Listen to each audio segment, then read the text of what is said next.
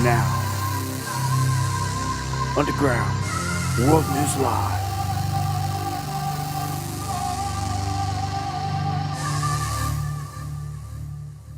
Good evening. Welcome to another one. Let's get some feedback here real quick. OBS messing around out the gate. Just want to make sure everything's good here. Everything looks good on my end. Much love, Joe, Raymond, Kathy, E. Fitz, all the mods. Thank you, E. Fitz, PLC, the judge in the house. Good to see everybody out there. Red Eye. Wyoming checking in. Much love, everybody out there across the board. We've got a lot to cover here tonight. And as long as everything is flowing good, we're good to go then. I had some screen glitches, couldn't get the underground image to load, some weird stuff going on, but that's not surprising with OBS. But we're here, we're live. Let's be thankful for that. 2x4x8. I had to buy some of them earlier to finish up the wall. Thank you, Joe, Pixie in the house. Much love, fam. Hope all is well. So, we've got a lot to cover in terms of the hurricane. I know a lot of people know people out there affected by this, and it's big time. We're going to spend a good chunk of time talking about that here in a minute, looking at what's going on with that whole thing. And then got some political stuff, some war front stuff, some border stuff, some updates on P. Diddy, and a dive into, another look here at this pact of the UN. I mentioned it before, but I don't think people are realizing just exactly what it entails. They're like showing us their game plan. We're going to look at that and more. David, thank you. Much love. I want to thank everyone that shares the stream right at the gate, gets it out there in front of eyes that I can't reach.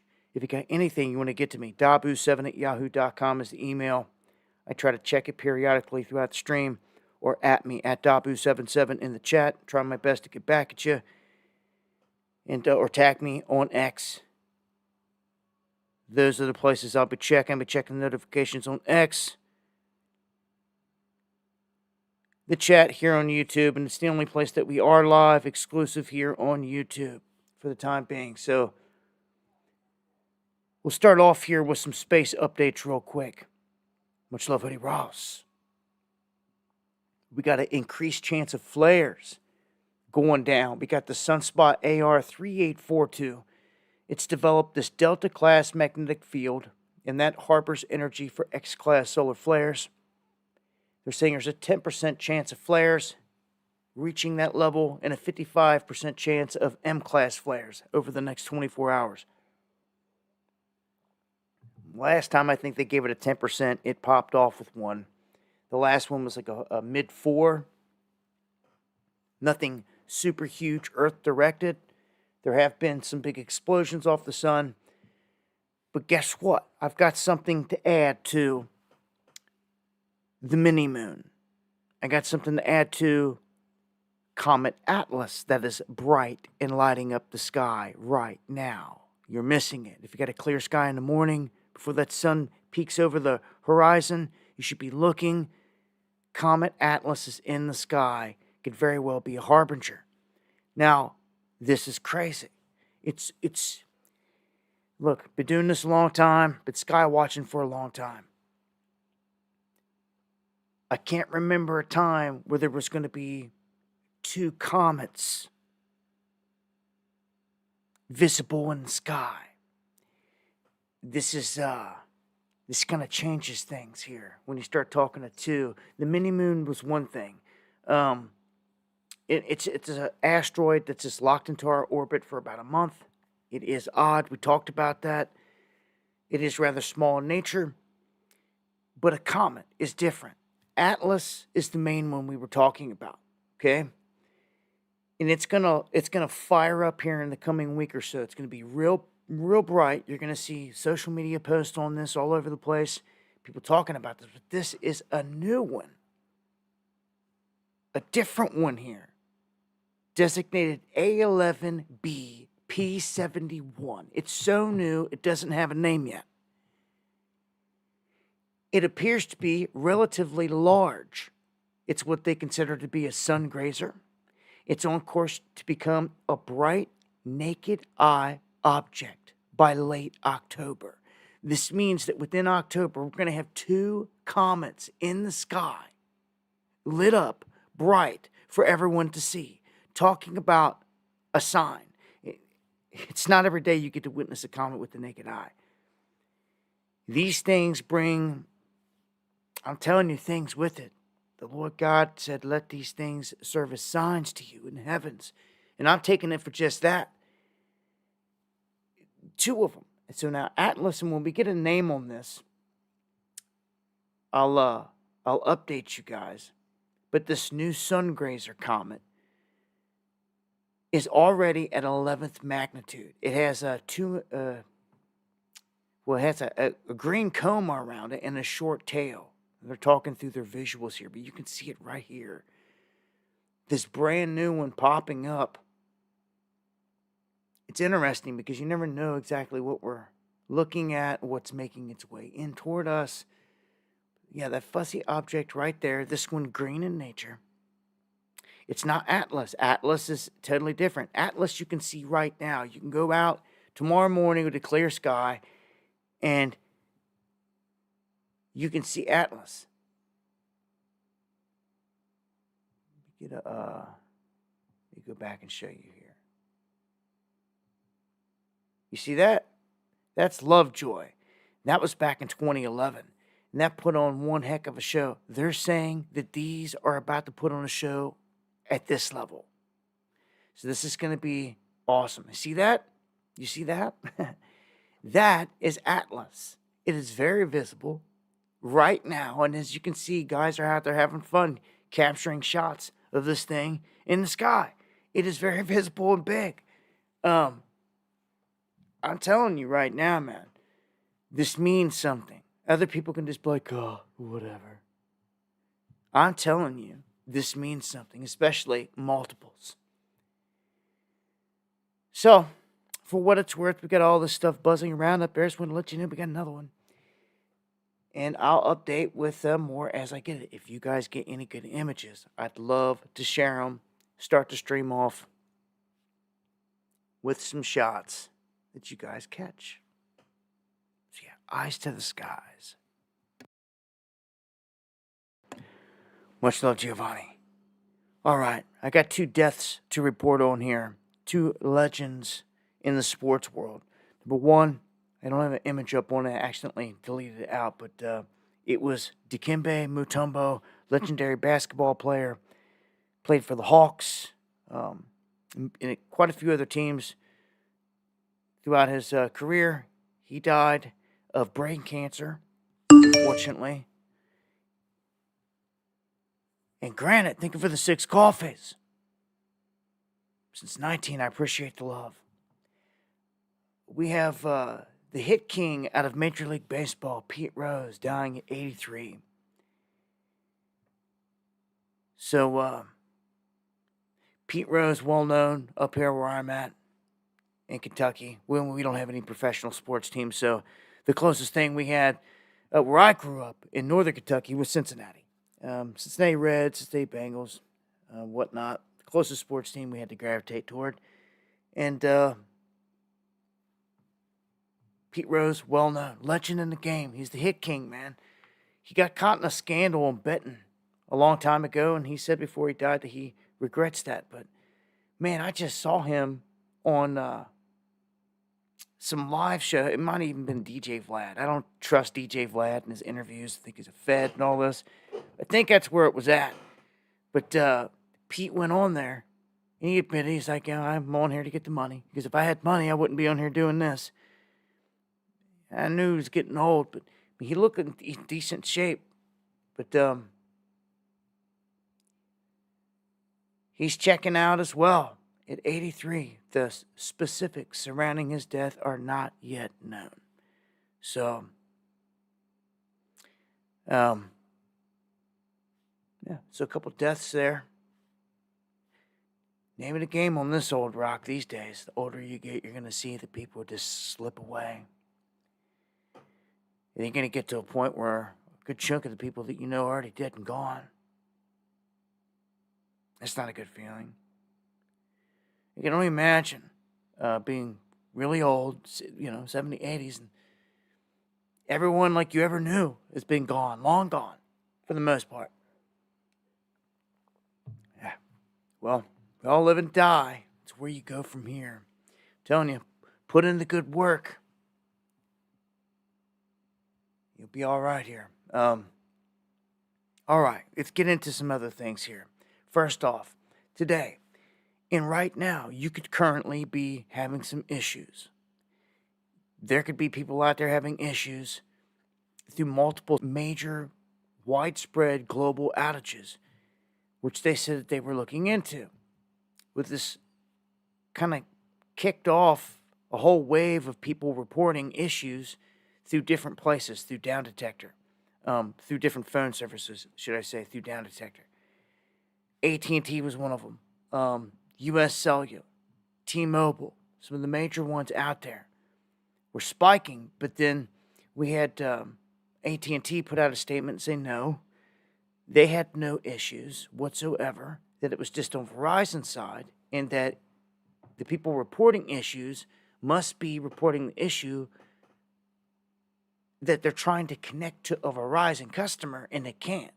And then they're reporting it, and they're thinking that it's AT&T network, but it wasn't that. Apparently, this all folds back to Verizon. A lot of these phones get stuck in what the display was reading as SOS mode. So the phones couldn't make any calls, only like emergency calls, I'm guessing here. It was stuck in this SOS mode. So, got to give a shout out to Ezra. Now, according to a Tier 2 technician at Verizon, okay, this is some of the updated information, and take this in because this is key. I'm warning you, things are going to continue down this path more and more every day. But this Tier 2 technician says there's been a deliberate and unauthorized shutdown of the U.S. electrical grid that specifically targeted cell towers, targeting locally and expanding nationwide services. So Verizon experienced the most significant impact, with other carriers also affected due to their reliance on Verizon's infrastructure. The systematic nature of this shutdown indicates it was likely executed with ill intent rather than being a simple system malfunction. How many times is this going to happen? You've got a Tier 2 technician at Verizon saying this. Any day now, your comms are going to be down. Meat Puppet, thank you. Much love. I'm getting to that in just a second. Getting to the strikes. It's all stacking up, ain't it?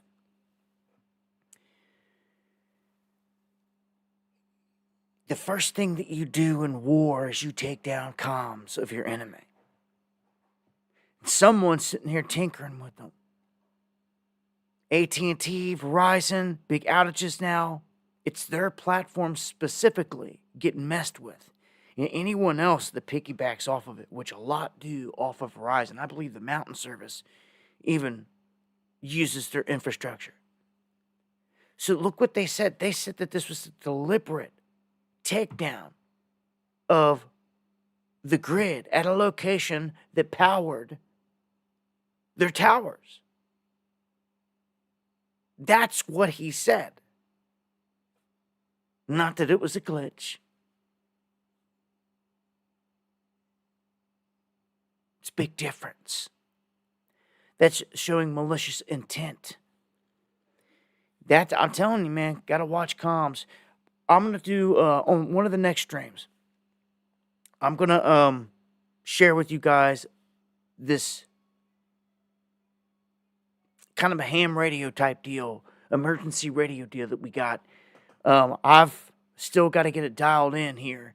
As soon as I get it dialed in, And you're not supposed to use these things unless it's in an emergency, flat out. But we're going to test it. Once I know that the test works real quick, I'm going to turn all you guys onto this device that you can get your hands on. And you can talk to friends and family hundreds of miles away. Especially when communications are down, like they were and still are for a lot of people out there because of the hurricane. Hurricane doing tremendous damage inland, so to speak. Getting to that again here in just a second, but I want to warn again, man, this isn't going away. These attacks, something's happening. So when you wake up one day and your service is down, you're like, I know I paid the bill, and like it's down all over the place. One of these times it's going to be down for a minute, a hot minute. Feel me? Much love, Jay. Ville, baby. All right. Also want to give you the heads up here real quick that if you were thinking about it, right now would be a good time to look into getting lithium-ion batteries. Now, I state this because grid down, you just heard what the guy said from Verizon. We've seen the infrastructure get attacked here. And look, I can't tell you how many people are sitting in the dark right now. Right now. Because they are grid connected. This is a lot of people out there, most of the society, connected to the grid. So when the grid goes down, you better be ready. We got a song on it, you know. These lithium-ion batteries are a good escape and a good survival mechanism. They used to be super expensive, but because of a few things, because they flooded us with all these EVs and we rejected them, they've got a surplus of these types of batteries. So that means they become cheaper. And this is the window to pick them up, I'm telling you. Jenna, thank you for gifting the membership. Appreciate it to the fullest. 9G will invert our penal. Hey, it's getting crazy, isn't it? So lithium and the right solar setup. I've got a lithium bank setup that I'm running everything on. And at some point, I'm going to share with you guys a look at that as well in a separate video. But I can't stress enough, when I see a window of opportunity open, I got to tell my people out there, hey, this is something that you should get as a power backup for the house, and it's getting cheap. The buy window is open, okay? You can't say that for a lot of products here as of late, that just keep getting more and more and more expensive. So when it comes to technology that can disconnect you from the beast grid, get you away from that smart meter, all those health things connected to it, and just get you independent. The only reason I was live on the last stream is because I'm off grid. Everybody around me, you could hear every generator echoing throughout the mountains. It was crazy. It's crazy. And we were still up and running, gone, with everything. So, and on that Starlink, as I told you earlier, or before, I'm going to get to a story on that here in a minute. While many people are being put in the dark, if you have a plan and you're prepared, you can avoid this. I'm living proof of it. And no, it doesn't happen overnight. I've dedicated the past 4 years straight, nonstop, to getting to this point. And even had the rug pulled out from underneath me along the way. I'm just saying, I really think it's something that other people should start looking at and making investments on. People have been saying, oh, I got my 401k, I'm out of it, I did this, I'm selling the house, I've got some money, what should I do? Of course, land is always the first thing, the spot. What state are you going to? Where are you getting land? Away from prying eyes. But then what are you going to do for power and all these other things? So, it's the first thing. Trust me, I've seen people do it already. Get on land, get buildings put on it, all this other stuff, and then they're sitting there like, it's like, yeah, you've got to get solar. You've got to get solar. You've got to get some battery banks, get some wind turbines, mix it up. If you want to, I'm just telling you, man, one of these days, the big dog event's going to go down, and it's going to leave the whole country. in the dark. I just want to see some of my cats out there. And you ain't got to spend. You ain't got to break the bank. They've got different size things out there. And no, I don't have links to push and all this other crap to make money off of. To throw you for this now. I just tell you what I come across when I see it. The good deals. You do your own research on the products out there.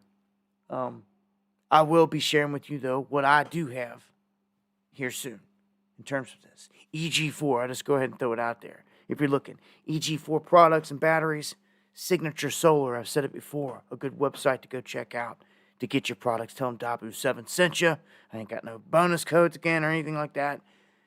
Just, they know who I am. Just tell them who sent you. All right, so time is running out. You heard the cats in the chat here earlier. We've got a port strike about to go down. And you couple this with the story I got behind it, and who knows what else that could pop up in between. And we've got a situation, okay? U.S. port strike, as this said, begins Tuesday, or could begin Tuesday, which is tomorrow. And it looks like they're heading down that path. I told you before, months ago, when we were seeing all these unions and all these strikes step up, that this was manufactured. This is part of a bigger plan. Now, it comes down, all these places have struck, but now the ports, and that's huge, because that can bring this place to a standstill. Okay, so right now, there's a coalition out there, and they've got a labor contract, and there's disputes over it. Well, the existing labor contract expires at midnight. Okay? A no-deal scenario by tonight would mean that thousands of longshoremen in 36 different facilities across 14 Gulf and East Coast ports would begin striking at 12:01 EST tonight. Much love, Paul. Thank you. Tonight at midnight, okay, is when this goes into effect. I don't see or hear of anywhere where there's been any kind of compromise here. Okay, saw a video telling workers shut it down. We were on strike. See, it's all I keep seeing and hearing. It's crazy. So yeah, and they got to shut it down to put in all their new technology, AI-based robots, everything. It's just going to replace us anyway, right? So this is huge. This is the whole East Coast and Gulf. I mean, look at all these ports, man. Dude, if these people quit, we're done. Stick a fork in us. Nothing's going to get in. You're going to get nothing. And I've warned about this, but I warn about it a lot. And often, it's not until it's right there, smacking them like a ball bat in the face, that people see it. Or choose to see it. Because we were out there well in advance. As I was with this, I kept warning, this port thing's about to pop. This port thing's about to pop. Well, man, it's about to pop at midnight tonight. Just hours away now. And you want to talk about supply chain nightmare. This stuff will sit. It will sit, it will sit, it will sit. You talk about boats out to sea, lined up as far as you could see them. It's about to happen again, just like it did when lockdowns went into place. But again, that was all manufactured. They were sending boats way out to sea to where you couldn't see them anymore, instead of having them cluster up there at the ports. So they've got rules outside of these ports. And a lot of these people that deliver are saying, guess what? We're not even, if this strike begins, we're not even entering these areas. We're not allowing our boats to even go in there and more, or try to even get in, because they're just going to get stuck. Everything's going to sit there stuck. This is going to create a nightmare, man. And they have to have some kind of agreement. They have to. You cannot just lock this place up. There's no way. That would mean the West Coast would be the only ports anything's coming in. And, oh I don't know, gets hit with the earthquake over there, we're done. But this is by design. This can be fixed. This can be fixed with compromise and a contract resolution. But this is a lot. This is a lot, man. So check this out. All these people are going on strike here in just a few hours. All of our ports are about to lock up starting tomorrow. Nobody saw it coming, right? All hell's going to break loose in the coming days when the mainstream starts fanning the flames and pushing this hardcore that you're not going to get this or that. If you ordered this or that and you're expecting to get it for Christmas and that, no, you ain't getting it. Like, just a 2-week shutdown. A 2-week shutdown of the ports, so that can stifle things halfway into 2025 for months and months and months. And the everyday people around us, all the lemmings running around out there around us that don't want to pay attention to this, they're going to get hit hard. But they're going to go into panic mode. What I foresee happening is a lot of the local resources around you are going to start getting snatched up. This is going to create panic, man. I'm talking everything. When word gets out that you can't get nothing in, anything and everything you could think of, people are going to begin panicking, and hoarding and trying to get their hands on. Everything is going to be able to be bartered at this point. It will be. Just will be. And luckily, we're starting to make our own chips here, because when the war pops off with China and this whole Taiwan thing, which I'm going to get to here in a minute, this thing, when that goes hot, it's over. That's the icing and the cherry on top right there. But let me get through some things first. It all begins with this whole port strike at midnight, okay? Then Maersk, which is one of the biggest people out there, one of the largest container shipping lines in the world. They just notified clients that recent social unrest in Haiti has sparked disruptions at the key port there. So bringing anything out of the Caribbean through Maersk, they just stopped all shipments. Everything. Starting on the 26th, they did. Okay? Why? They're getting shot at.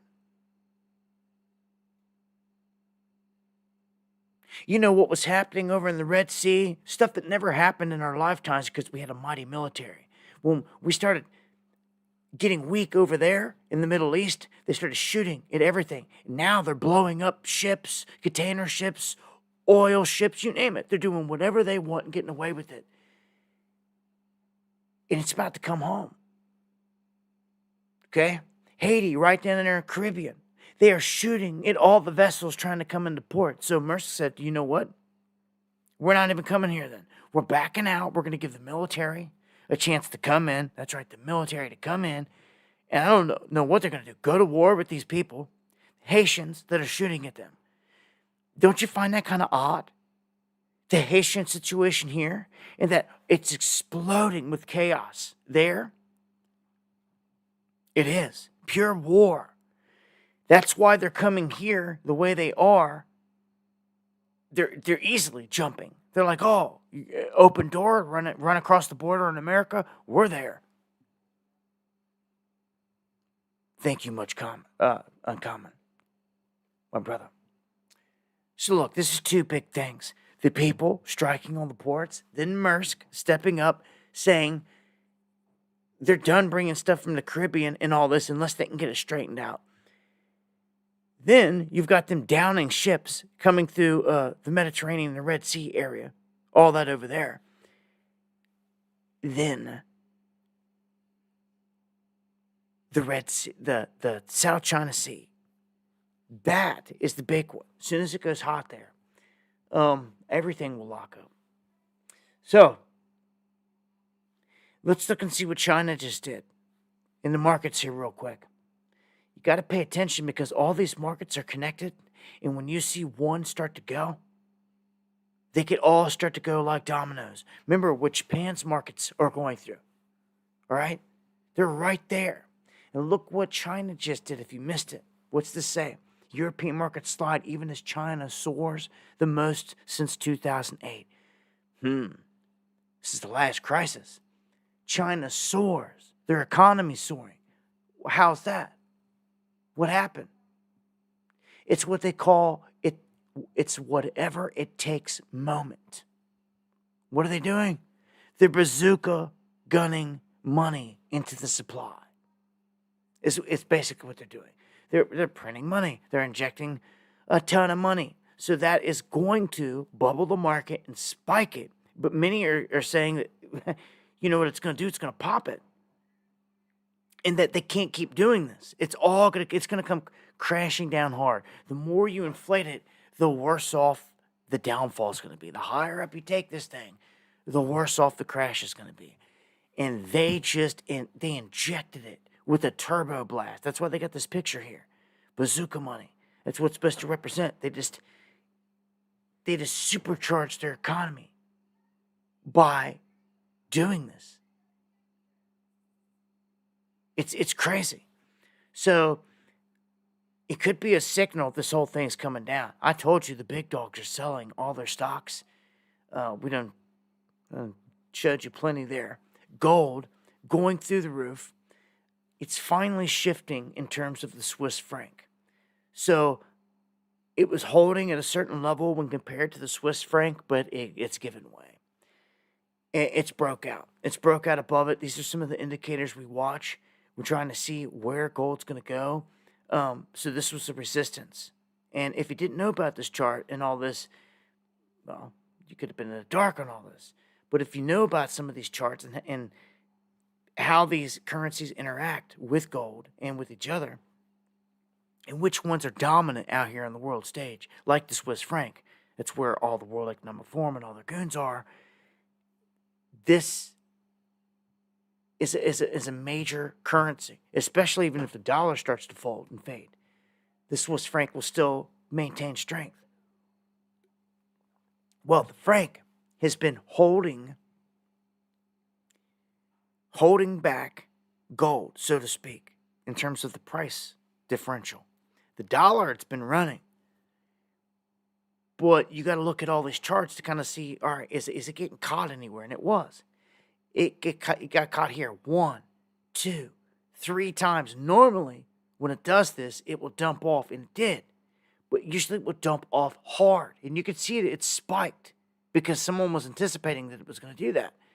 You can see it spiked here on this chart. Down. Because they thought it was just going to keep on going down and retrace. Because that's normally how trading patterns work. But not with gold. Not with the most precious metal on the planet. Someone gobbled it up and bought that dip and made this spot here a support. This was resistance. Soon as you break through that resistance, it's what they call price discovery mode. And especially if it's in uncharted territory. And that's where we're at now. So gold can continue to run here. I'm telling you, 3,000 in US dollars is the next big benchmark. When it breaks it, it's going to go bananas. I've been telling you this, and you know this. I've been telling you gold and silver is the move. Been saying this for years and years and years. Anyone that's listened has been benefiting greatly. I would catch any pullback, any small pullback. I just showed you they're not going to be big.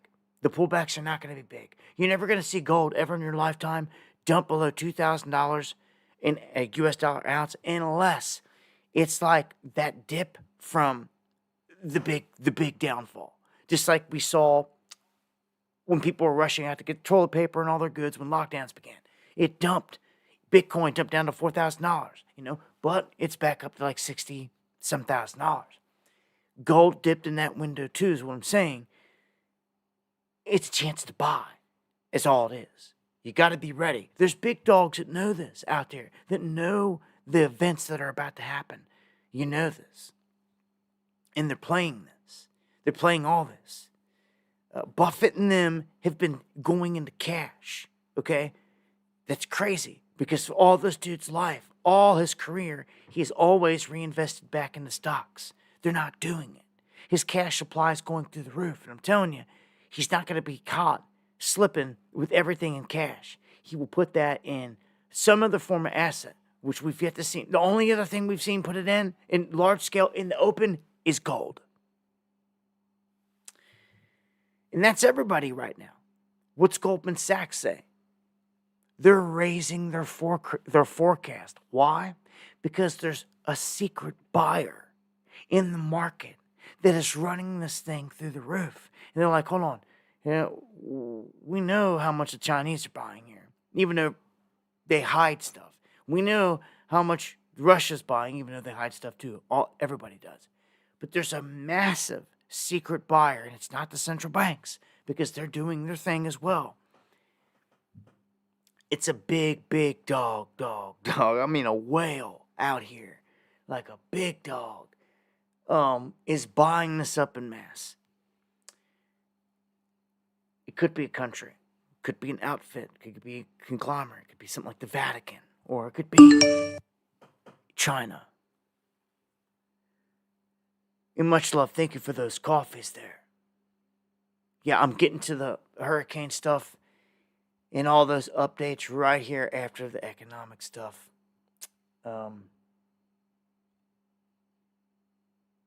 Before I get out of the economics and dive into that, though, let me say, silver starting to break out. I warned you, you better be invested in silver. When it breaks this 3250 resistance barrier, it's off to the races. And its all-time high is 4950. Now think about it. It's not even setting records yet. Gold has been setting record after record after record. Silver's got a lot of catching up to do. And it will. You watch. Mark my words. It will explode. My only back thought on all this is confiscation. This tyrannical government and everything else. He's got to keep all these thoughts in mind. Be smart. But this is where it's at. Get as much silver as you can right now. I'd stack it more than anything. Don't even worry about gold at this point. Get silver. Because that's something that you can get. And you know it. You know where some's sitting. You know where some's at. It may not even be of a value to someone else. Go ask. Start talking about it. While no one's paying attention, basically. All the sheep are in la la land. So start asking friends and family, hey, that old China you got in there, I'm starting to collect, man. You want to get rid of it? Anything like that? Any old coins pre-1965 that are majority silver? Everything like that. I'd be gobbling up like a hungry hippo. Well, yeah, I would. Again, thank you, Granite and someone, for those coffees. I'm telling you, man, I'm smelting and melting. Shout out to Crazy Tacos. He is too. Much love Nightwatch Nate out there. Yeah, and this is where it's at, man. I enjoy melting down and smelting the silver and gold. It's pretty crazy, turning a metal into a liquid and pouring them out into coins. 5-gram rounds is what I was pouring. And any of my friends and family needed it, I was making sure they got it for barter. And now I've been doing. I put that out a long time ago. Probably been a couple years now since I put that out. Okay. Now, how does this economy and these hurricanes tie into one another? We've got some wild stuff we're going to tear into here with the hurricanes here. First off, a rest in peace to all the souls lost in this event. I believe that a lot of these events are manipulated. They are crafted, engineered. We don't never see them doing much of anything to try to stop these weather systems or events.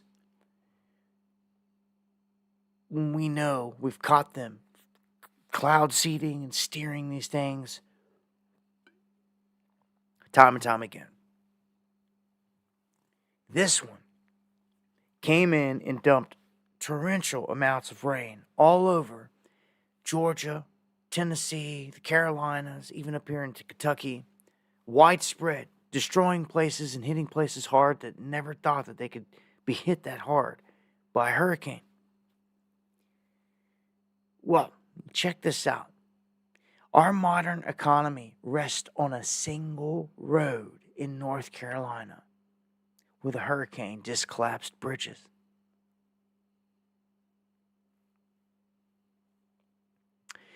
Okay, so in March, a Wharton professor who studies AI in startups claimed on X that the modern economy rests on a single road in Spruce Pine, North Carolina.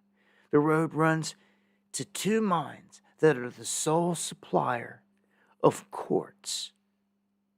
That's how important quartz is. Required to make the crucibles needed to refine silicon wafers for all the technology. There is no known alternative source anywhere. You want to talk about a finite material, something that will go through the roof because they need it this bad. They need it in the process of all this. It's something like quartz. If you have property with quartz veins or anything else like that, it's huge. I got to say the Carolinas are key. They have a lot of gems, a lot of gemstones in their creeks coming out off the Appalachian Mountains. You can find gold and all those things. North Carolina is also where the Chinese have been buying a lot of land. I'm going to point that out here in a bit as well. But so I just wanted to say this is a main artery economically, and it just got covered. It's still sitting in water. No one was expecting this.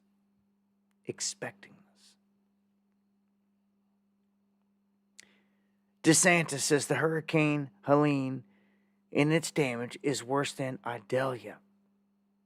So this is monumental storm surge damage.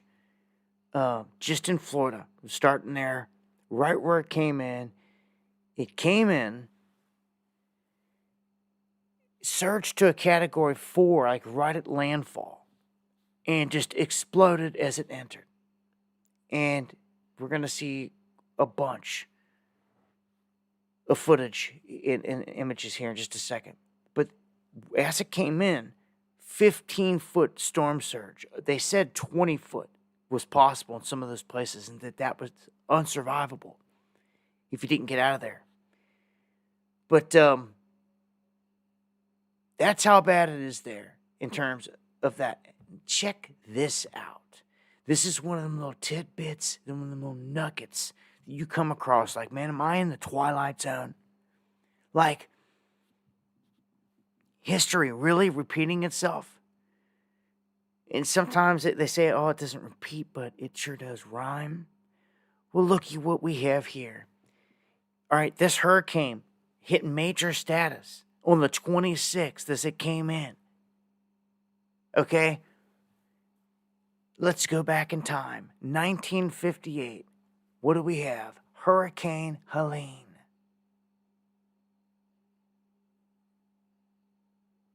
I thought it was pretty crazy that it said the storm slowly intensified, attaining hurricane strength on September 26th. And it was a mirror. So a Helene comes to strength on the 26th, 1958. Was in a different path, I'll give it that. It was off the East Coast, off by the Carolinas. But just these things, you know what I'm saying? 1916, the same thing happened. You say, oh yeah? Where did I miss that? Well, that's very interesting. Well, I wanted to throw that out there. Just let it be known. So, Helene has left at least 128 people dead. I'm going to say hundreds at this point, because so many people are missing. Complete communities have been wiped off the map. Completely. People down here are struggling to get food and water, and I feel for these people. We here in Kentucky, just a couple years ago, we got hit with the same type of stuff, this flooding in these mountains that devastated. We still have not recovered. These places still have areas, churches, and everything that have been washed off their foundations that are just sitting there in rubble still. Probably will never get rebuilt. A lot of these places still got X's on them down through here, where they condemned by FEMA. That bad. Okay, so, and the storm hit here. It walloped this place. Again, it knocked the power out for everybody around here all the way up here in Kentucky. But we're just far enough inland to where we escaped the wrath of all this flooding. Let's just put it that way. It rained, and we got sideways rain, hard rain, all that here in Kentucky. But nothing like we're seeing in Tennessee. Again, prayers going out to all my people in Tennessee. All my people in the Carolinas, Georgia, just all around. I know that there's people out there somewhere trapped right now, and it burns me up, that needs help. I just know it. It kills me. Because this is people all over the place in this position. And there were still people trapped on the roofs, like stuck on the roofs. Some people potentially dying there, not going to get rescued. No food, no water, exposure. Other people getting swept away on their roofs. Craziness. What we saw in the last film, people trying to go into their attic, and I kept thinking to myself, that is not smart. That is not smart. The house gets swept away, you have no way to get out, you're done. You can see some of the destruction here. Look at this. I mean, we've got images like this. Video like this for days, literally. Down power lines, roads gone. Look at that. Look at that. That was what was a waterway full of nothing but debris. Bridges gone. Dams full to the brim and overspilling. Some of them we thought were going to give way and still could. The debris is just insane here to add on top of this.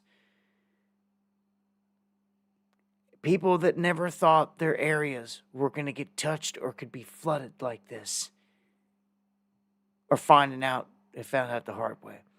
You know, as of 1:40 this afternoon, there was just under 2 million homes and businesses across Florida, Georgia, South Carolina, North Carolina, and Virginia that remain without power. Look at this. These places just reduced to rubble. Massive trees crushing homes. Go to the next one.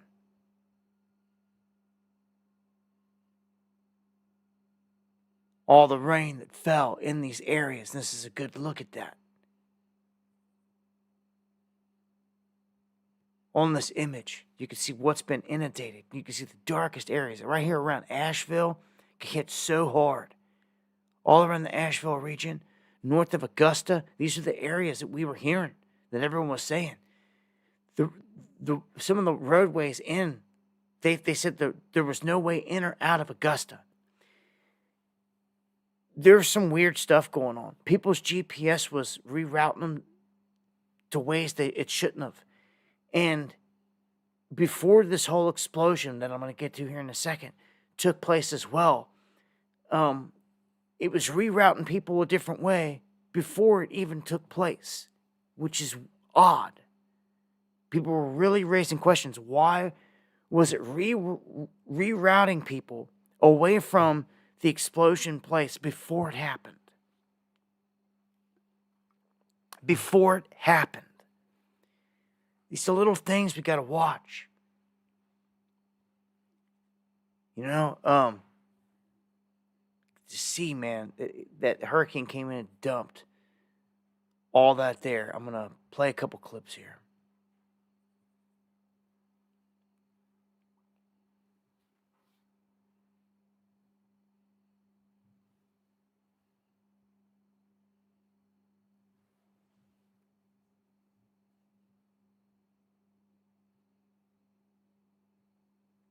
devastation. This is nothing but debris.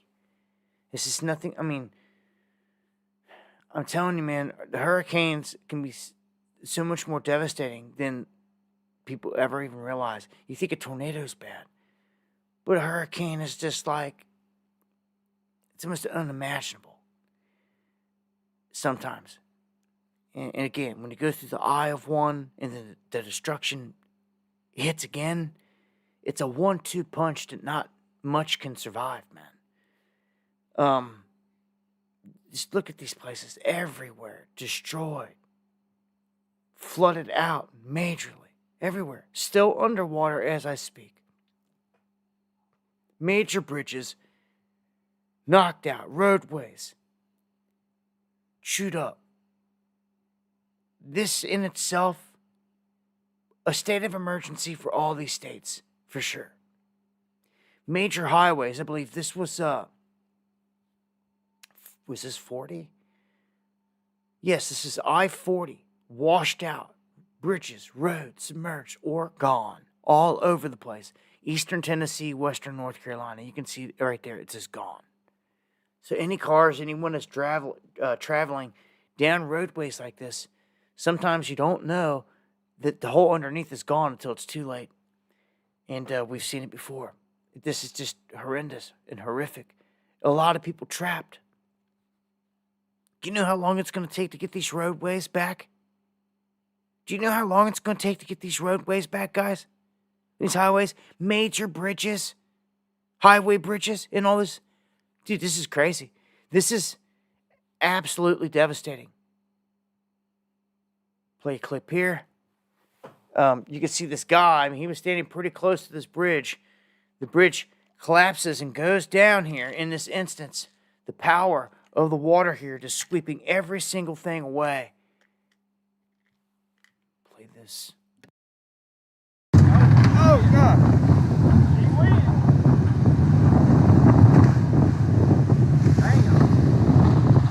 There went the 107 bridge. There went the 107 bridge. It's going to be gone for months and months and months. Probably won't be back until who knows when at this rate. This place is falling apart and they're just sending money to Israel, Ukraine, wherever else. And I'm going to get to that too here in a bit. It's disgusting. It's disgusting. It's set up. Show some drone footage here that was caught here of, this is the historic Biltmore Village, all underwater in North Carolina here. Again, prayers going out to everyone out there.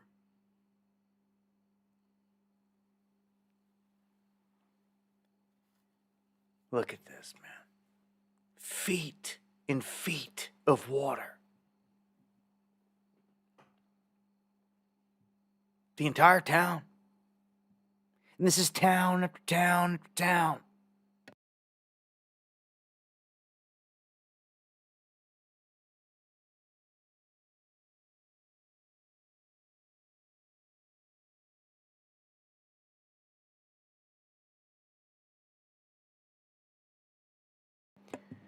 Again, prayers going out to every soul out there calling upon the Most High. There's people trapped in any and all these places. Look at this. I mean, it's crazy. So much water. I covered flooding like this years and years ago with my drone down by St. Louis. The drone really does give you a chance to get into these tight spots and just get out over the flood spots and just see the damage. And also, if there's any people that need rescued or any roofs, you can pick them up as well on the camera. Because there could be people right now trapped on that roof right there in the middle. Been out there for a few days. You're the first life they've seen. That drone, you see them there. They could have just hours or days left. Some people out there got medical needs. There's so many different crazy situations going on. Again, send prayers. Look at this. The rain totals in Georgia and the Carolinas. Tallulah, Dillard, 14. Wow. Look at this. Salem, 13. Liberty, 12.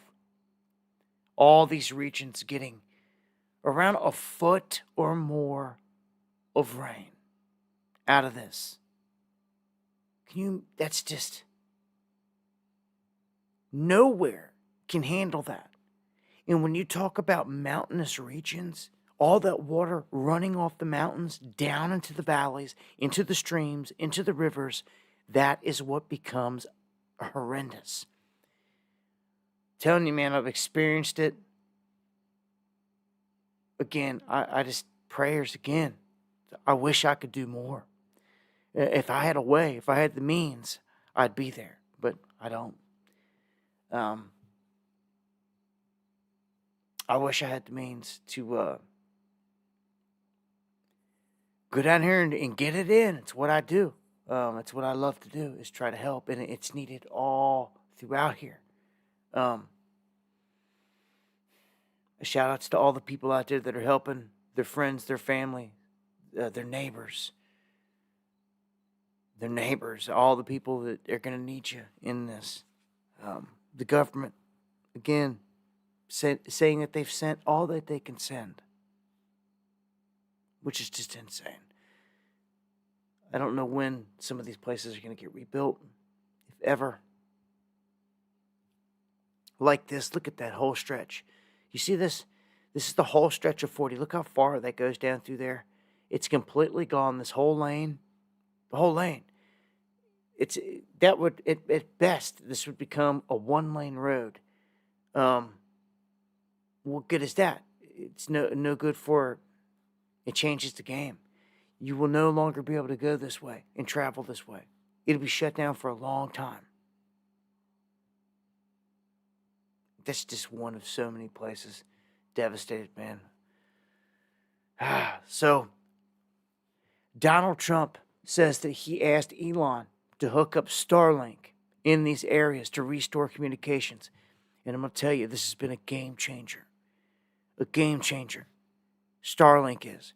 Because you can get into these places that are blacked out, as we've seen before. And you can get communications out. This is key. A lot of the rescue teams that are on the ground out there, even Ryan Hall and his bunch here from out of Kentucky, they're down in these areas and they are setting up shop with Starlinks. Lots of lead fishing rods. That's true. Thank you for the coffee and much love. Just anyone that's out in these floodwaters, be very careful. Floodwaters can be toxic. You can get electrocuted. They can have alligators creeping in them. All types of crazy stuff out there in these floodwaters. So be very careful if you're going out in them. Again, I wish I had the means and a way to help out. It'd be nice to be able to have a truck and a trailer just to load up with supplies and to go down there. I'm going to say in this instance, to have a boat is going to be key. Flat bottom boat, something you can get around in the floodwaters on. Also with a drone to have in your arsenal, things like that, all that. It's going to be an ongoing thing. So the Starlink, though, again, for people that are trapped in these towns and have no communication out, this is the only way. And this is going to be the only way for days to come.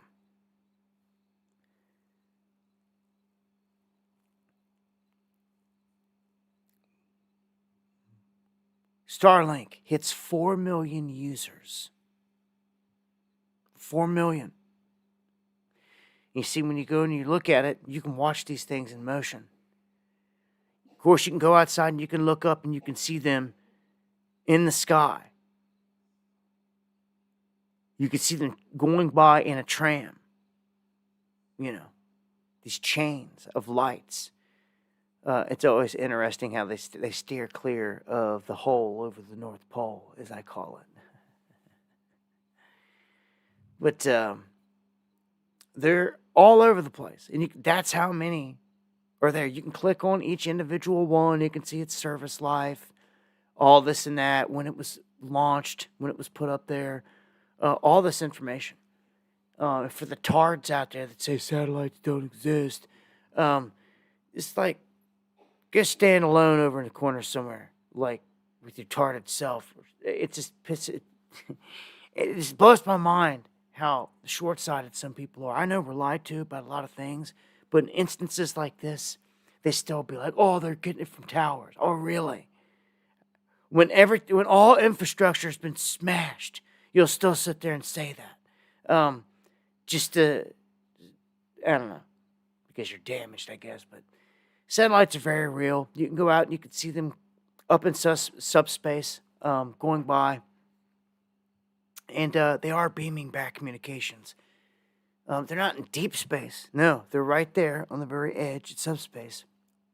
Geosynchronous orbit is what it's called. Right where you start to float, you can travel around the planet. And there's a bunch of other junk up there too. It's a fact. There's a lot of them. China trying to jump into the race. When it comes to all the objects being put into space,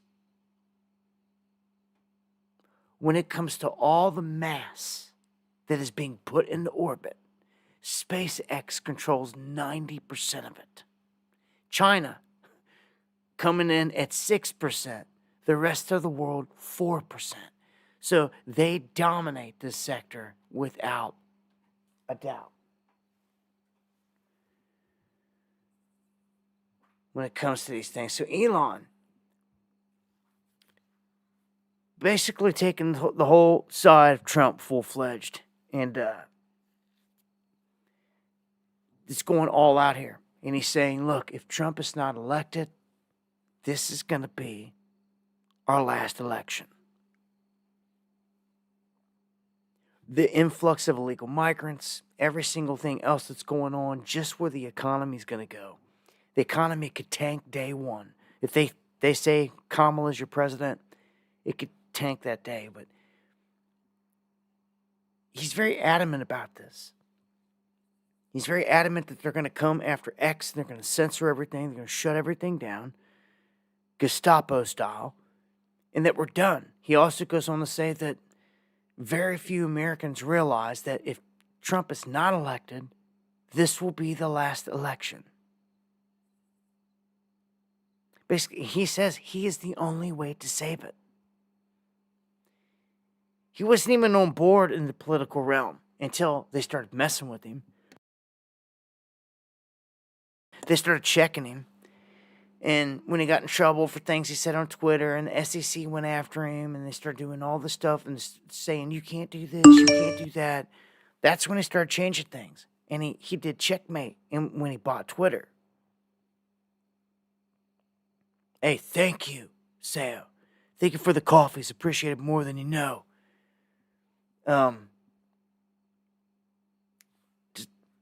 For him to go all the way out on a limb, he didn't have to do this. But it's that dire in his eyes, or he's trying to sell it at least, that hard. He's saying that effectively we will be a one-party state if he loses and that our democracy is over. I could see someone like Elon, if Trump doesn't win, leaving the country. I mean, he left California to go to Texas. But if the empire falls, so to speak, and he jumps ship and he leaves, dude, this place is done. If he leaves and goes to, like, I don't even know where, Norway or Netherlands or Switzerland, who freaking knows, and sets up shop there, and others follow him, it'd be an exodus out of this country, just like it was out of California. It'd do the same damage. It'd be bad. It'd be real bad. Or dips up into Canada or something, I don't know. Just saying. So, here is Joe Biden, your fearless leader, saying that he's given all that we can give to everybody in these disaster zones. You have any words for the victims of the Yes, it's tragic. As a matter of fact, we're trying to get the exact numbers. My FEMA advisor is on the ground in Florida right now. There's a distinction between the numbers that FEMA's used and the ones that are used by the locals. So it really is amazing. You saw the photographs. It's stunning. It's unbelievable. But It really is. such a wide area. And we've given them all everything that we have. We're on the ground ahead of time. So we're working hard. Are there any more resources the federal government could be giving them? No, we have pre-planned a significant amount of it, even though they didn't ask for it yet. All right, let me stop it all right there. Let me slow everything down. Did you hear what that man just said? They pre-planned. They pre-planned it. I mean, this thing isn't even over. The hurricane just got done breaking up. You pre-planned what? They pre-planned how much money was going to be allocated for this freaking disaster. And he just said it. And that's it. That's all they get. We pre-planned it. He just said it, dude. He just said it. They pre-planned this out of your own president's mouth. You ain't getting no more money. He just said that too. And then he waddles all, and it's done. This is crazy, dude. This is crazy. On both accounts. That he said they pre-planned it, and that's it. That's all you get. That's all you get. Done. We're not giving you no more. You ain't even assessed the damage. How could you? How could you? You ain't even had time to assess the damage. Dude. They don't even hide some of these. Now I'm telling you, I'm convinced that, this is how it works. When you can, HARP, exactly, you said an atom bomb. When you modify weather and you can steer and control hurricanes, we know they do. They have atmospheric heaters that are real out there. They steer them, they power them up. All they got to do is cloud seed. We caught them before Harvey doing that. Crazy. I looked down and I seen Harvey Finkelstein. Yes, I said Harvey. A synchronicity. That was nuts. I seen Harvey Finkelstein in the chat. As I said Harvey. It was, what are the odds? What are the odds? That's how synchronicities work with me. All right. That's just a confirmation right there to me that you're on it. Right there. That's it. You're on it. So they're done. In my book, all the signs are there. We were just given them. We were just shown. Gotta have the eyes to see. And then you'll see, for sure, we're getting played. This is it. This is it, man. So, man, the little things they put out there. Okay, here he is again, getting pissed off. I just got to play this because he gets all butthurt. He stops actually instead of walking off, and they're trying to call him out. Dude was saying it kind of stern. Dude's like, "Where you at? You ain't commanding." As he's walking out and like called him out, made him stop. Because most of the time he just dips for the door and he's out. But like he got him. Got his pride, his ego. You can see it here. Watch it. Do you expect Iran to retaliate? On the hurricane, Mr. President, why weren't you and Vice President Harris here in Washington commanding this weekend? I was commanding. I was on the phone for at least 2 hours yesterday and the day before as well. I command. It's called a telephone. And all my security people. Is it not important for the country to see? He commands on his telephone. I command on my telephone, yeah. Just like Kamala does, right? On her telephone. And fakes it. Another one. Kamala pretending to be briefed on Hurricane Helene and the damages, trying to act like she cares here. But her earpiece that she's supposed to be listening to him through isn't even connected. It's all smoke and mirrors. And it is. It truly is. This is just another bit of it. Remember, this is a lady that went live in front of the whole world in the debate and looked everybody right in the eye and said there wasn't a single troop in any war zone anywhere. Bold-faced lie. That bad. When they're all over the place. And she's been called out for, she gets called out on all this.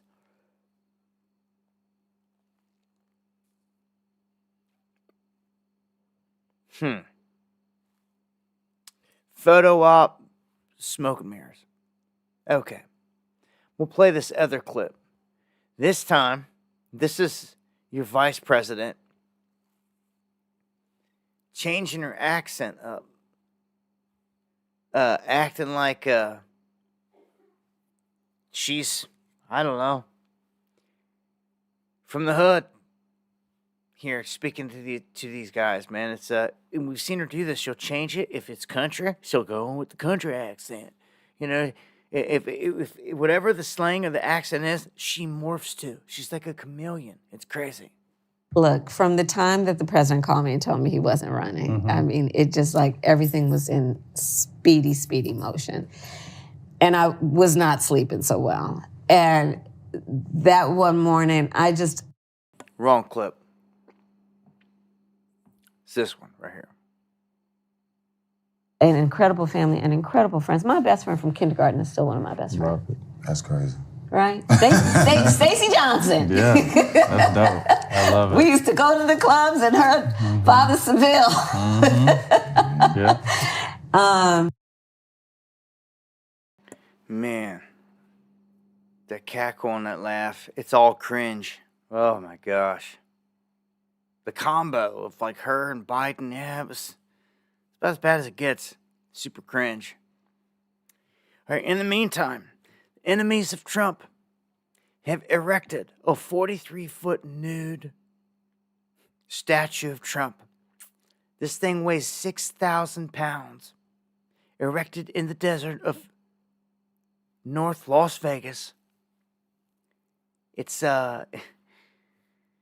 this big, huge statue they got like hanging that they put together of all this stuff. At first, I'm like, man, is the thing made of wax? Because if so, it's just gonna melt. But it's just got this, and you can see it's got the genitals blurred out there. This big naked Trump thing that's kind of sitting there. It's trying to make him look bad or whatever. It's just makes it's like so childish and like I don't know. It's messed up. Someone would go through all the time, spend the money and do that. I don't know. Got a lot of hate for that man, I guess.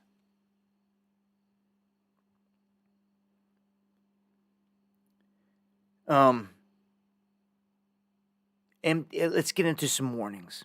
All right. Let's get into the political realm and let's get into what seems to be warning after warning after warning. I just gave you one from Elon. Elon warned, it's done. If you don't vote for Trump, it's game over. Now, Marjorie Taylor Greene is warning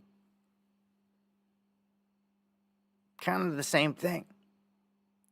She's saying that the most dangerous phase in this whole election has just begun. You're talking after multiple assassination attempts on Trump and all the stuff that we're just now entering the most dangerous part? Are you kidding me? You can guarantee she's in the club and she has insider information. She's a player, a political player. And, that has insider information, playing the game for sure. I just been following these people and watching them for too long. Although they do come out and make truthful statements and valid hints that something huge is about to happen. So there's another one. Okay? The Wicked Witch has returned. Hillary has crawled out from under some rock. She comes slithering up, You liken yourself to saying that she should have went further in calling Trump, all the Trumpers, deplorables. Should have went even further than that. Starts dumping it. Of course, they bring her out of nowhere here, right at the final hour, right before crunch time. The big election goes down. But she says a few key things here. She says that she anticipates there will be a full court press, and starts to warn about both domestic and foreign disinformation, meaning that they want to censor all of us out here talking about this. They can't have that. They just hate it. They absolutely hate it that we're out here freely talking. But she goes on to say that there's going to be some kind of October surprise, some kind of event. And it's when they're up there just freely talking. You know, it's not scripted off teleprompter. They're sitting there talking freely, that these things come out. So I'm going to play this clip. It's a few minutes long here, but it's worth it because there's some tidbits in there to pull from. to Cassandra, the Greek mythological figure who could see the future and the prophecies, but was never believed. Putting that Cassandra hat on for the moment, but we're listening. What is something you see happening in the near future that we should be taking more seriously? Well, I do think that the press needs a consistent, the press that's not supporting Trump blatantly, very persistently, the press that's trying to be the press, be objective, be, reporting the facts, the press needs a consistent narrative about the danger that Trump poses. Because, people may still look at the danger and say, I don't care. It doesn't affect me. I'm going to vote for him for X, Y, or Z. But okay. But at least people need to be woken up and given the facts about what he has done, is saying, and would do. And I anticipate that, something will happen in October, as it always does. The Russians, as I said earlier, are very active in this election. We know the Iranians are active as well. Chinese uses TikTok, or they certainly did against Biden and for Trump. I think they're a little less pro-Trump right now. So you look at where people get their information, and they get their information largely from social media. And so the campaign is doing the best job it can to combat that, combat both domestic and foreign false disinformation. But I anticipate there will be a full court press in October. The digital airwaves will be filled. And why does that matter? Because the press that is pro-Trump anyway, oftentimes stories are put on digitally that then are picked up by, let's say, at Fox and others.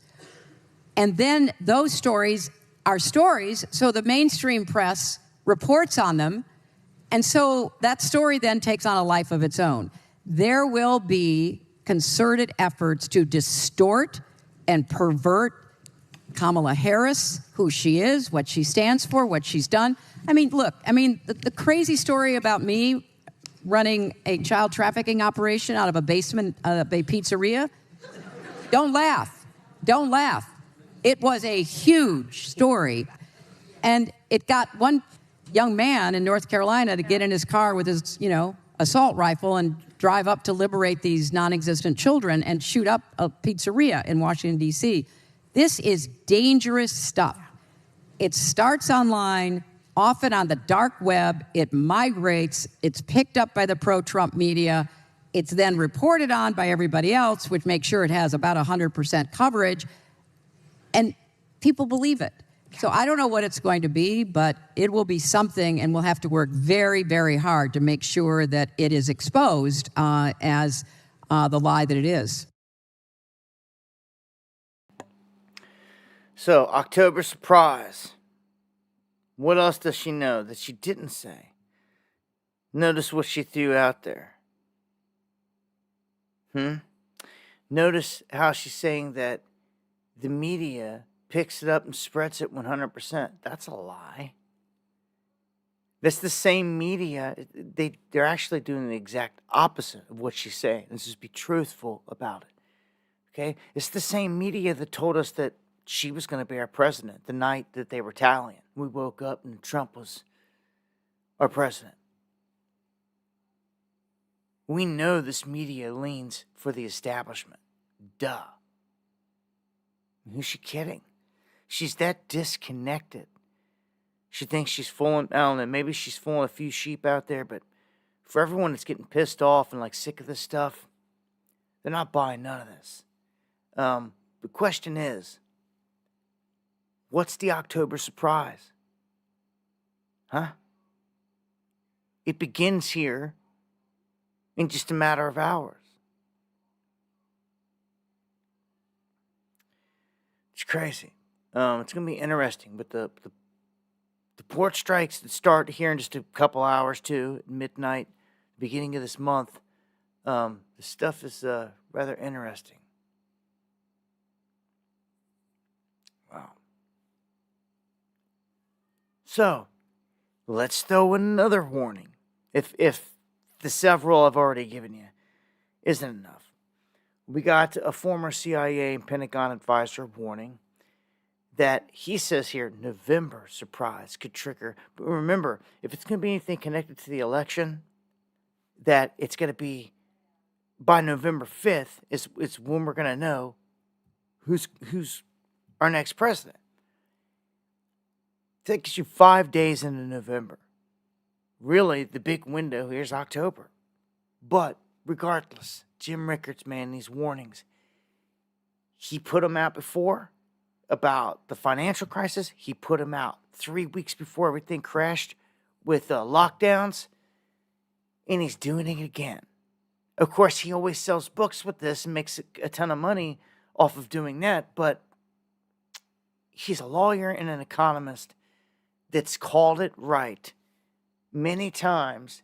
And he says that there could be a 50% market crash on this. And I've already told you, if they tell you it's Kamala, they say, oh, Kamala is your fucking, is your president.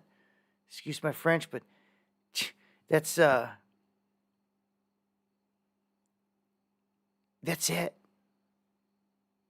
It's over. You have a right to be pissed off. It's over. They tell you that it's over. Elon just told you it's over. His OBS disconnects and reconnects for the first time on the stream.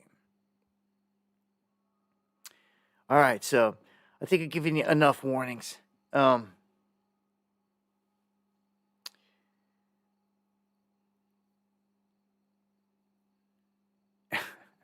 get it. Well, it looks like, keep us pushing here. Where are we at? 10:30? Things to get through. Yeah, we're going to see. We're going to see. October's about to kick off. And look and see here. Right. Okay. Everything looks good here. All right. So Zelensky was just here from Ukraine, and Trump was with him. And actually, they had a talk. And Trump said, if you missed it, that he plans, if he gets elected, to have a peace thing brokered between Russia and Zelensky. And he'll have it done before he's even in office. This is where he'll have the war ended if he's elected. I believe he will bring it to a standstill. He's for sure as heck will stop all the money, all that stuff that's going there, being sent there. He has to, because it's what he's running for to stop. That's what the ticket he's running on. You know, but you got to watch him. They're all slick with these agendas. The same dude that says, oh, I'm running against CBDCs, Mr. Trump this time, he's rolling out a whole crypto blockchain thing. So if they can't get you on one avenue, they're going to come down another. And that's the whole thing with this end game with the digital realm.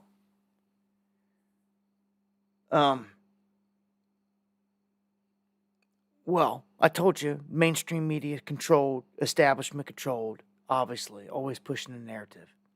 Well, now they're starting to report that Ukraine's just getting its butt whipped, and that most of the guys there are old, poorly trained, everyone's just getting slaughtered, and like they're in no position to advance or do anything. This kind of signals this thing might be at a phase where it's about to change. It doesn't mean something huge still can't happen. There could be big bombs dropped in desperation at the last minute. Remember, this is the United States fighting Russia. And you're calling it the Ukrainian war. Just to sugarcoat it, to buffalo everybody out there. It's called a proxy war at this point, but you're supplying all the command, all the everything. That's your dude that's running the country that's in there, Zelensky. You're footing the bill for everything. You're bringing in all the weapons. Come on. And everybody knows it. The whole world knows it. So essentially, we have just got our ass kicked inside of Ukraine by Russia. And they could never accept that when Obama started this whole thing and Russia took Crimea, they seen it as a loss. Well, when Trump got in there was no war there. Well, as soon as Biden and them got back in there, they went right back after it. Sure did. Hardcore. You've seen what they've done the whole time, sending billions every week over there as our country falls apart. So, man, this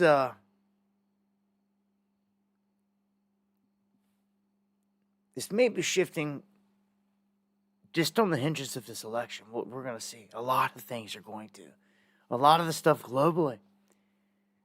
Where this goes. Look at Britain here. Look what Britain is telling its people. Could you imagine if Biden or Kamala comes out or anybody comes out and tells you this here? They tell you that your military is weak. You know, the military they made weak because of a slew of different reasons. And it's telling its civilians that they must be ready to fight.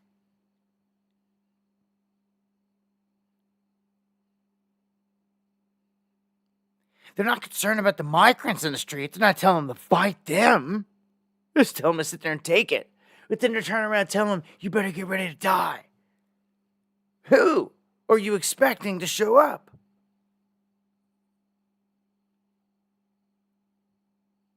Who are you expecting to show up? London. What do you got up your sleeve, London? This ain't good. Much love to all my cats across the pond. You know it. Lord McCormick, seen you here earlier. Daz, Crown Jewels, everyone else. Something's up, man. Something ain't right. Telling the citizens you must be ready. Because of this whole thing connected to Ukraine. Are we going to pack them up and ship them off there? I don't think so. Y'all better stop it from happening. Like, I don't know. Before you ever let that happen, just come on over here, my brothers and sisters, over in the UK. If it's getting that bad, they're just going to ship you off to get mauled up on the front lines in Ukraine. Send them here first. Let's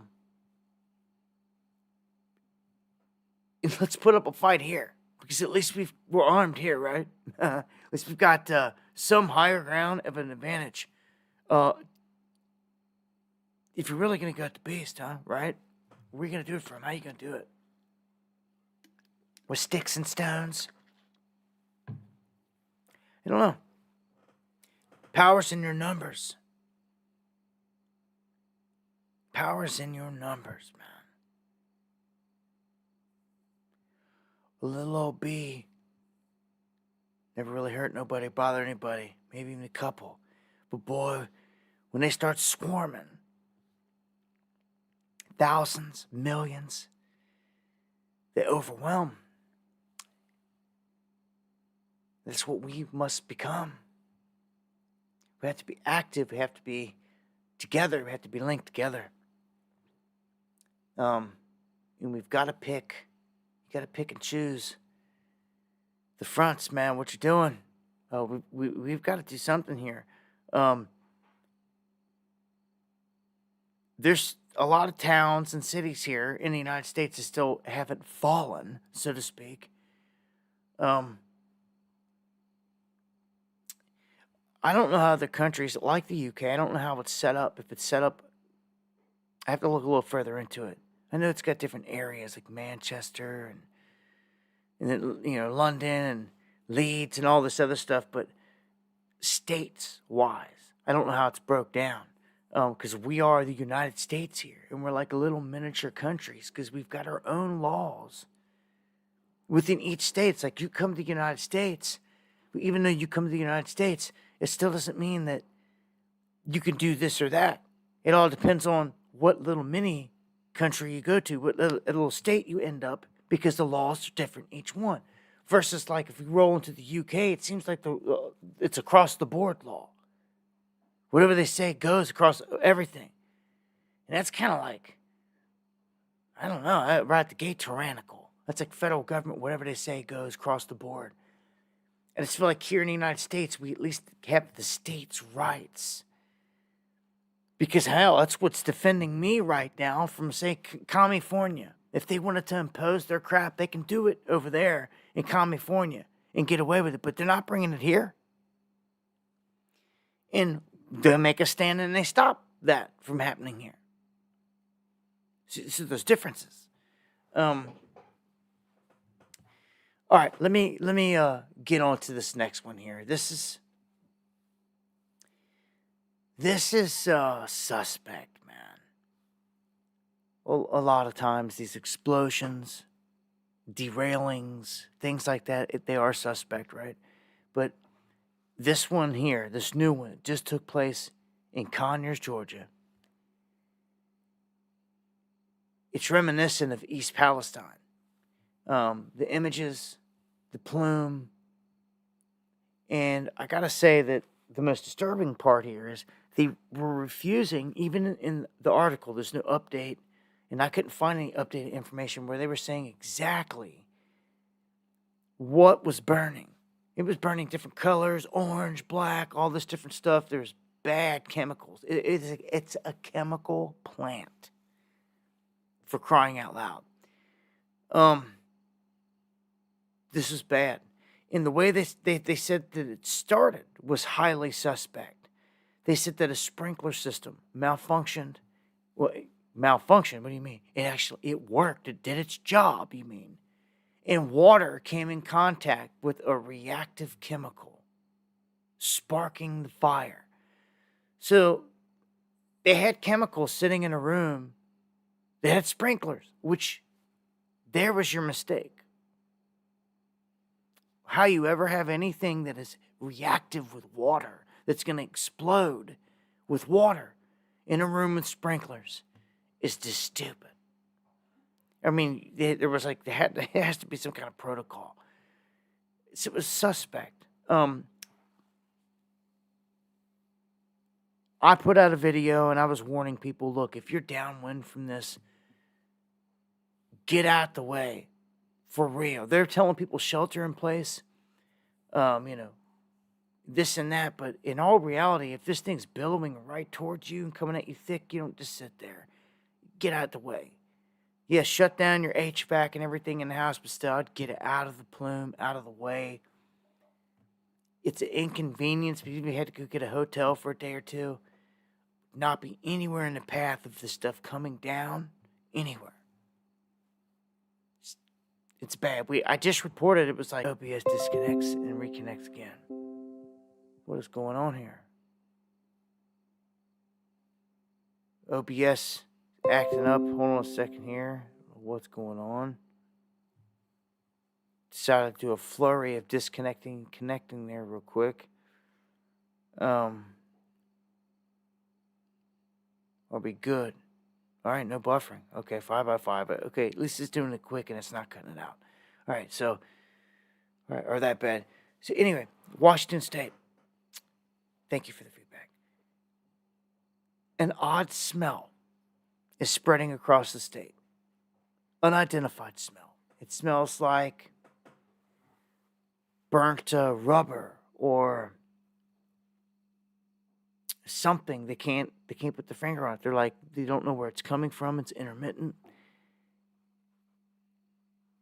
And I'm just saying, hey, there could be something toxic burning or something for sure. If you're smelling something that smells like electrical, like you're saying here, man, I just showed you that toxic plume. There could be something smoldering, somewhere. I don't know. All I'm saying is, if you're in the area, if you're smelling this, something, you're too close to it. Like you're breathing it in. That's just saying. They're not saying what it is. Just wanted to give you the heads up. And here's one. For all my people out there, fight the good fight. God bless you. Yeah, Tidge. Much love, brother. Good to see you, man.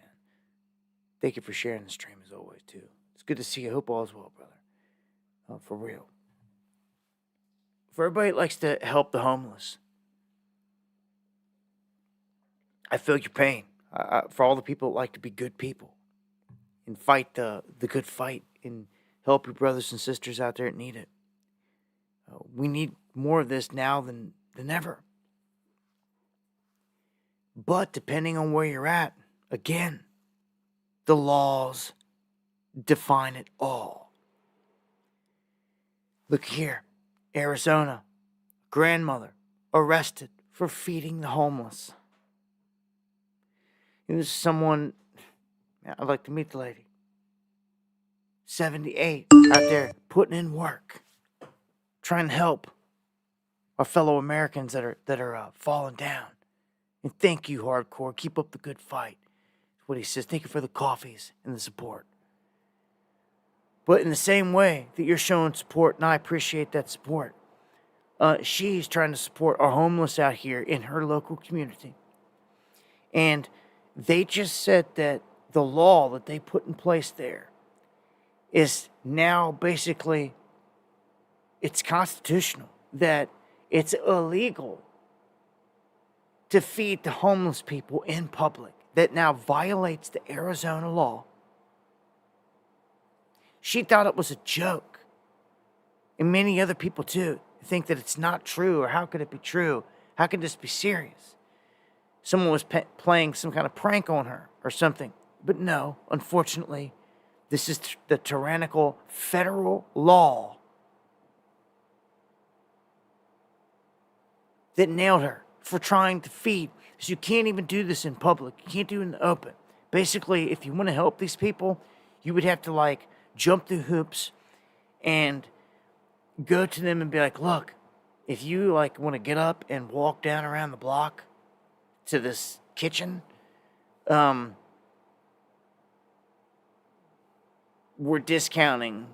giving discounts today on food or whatever.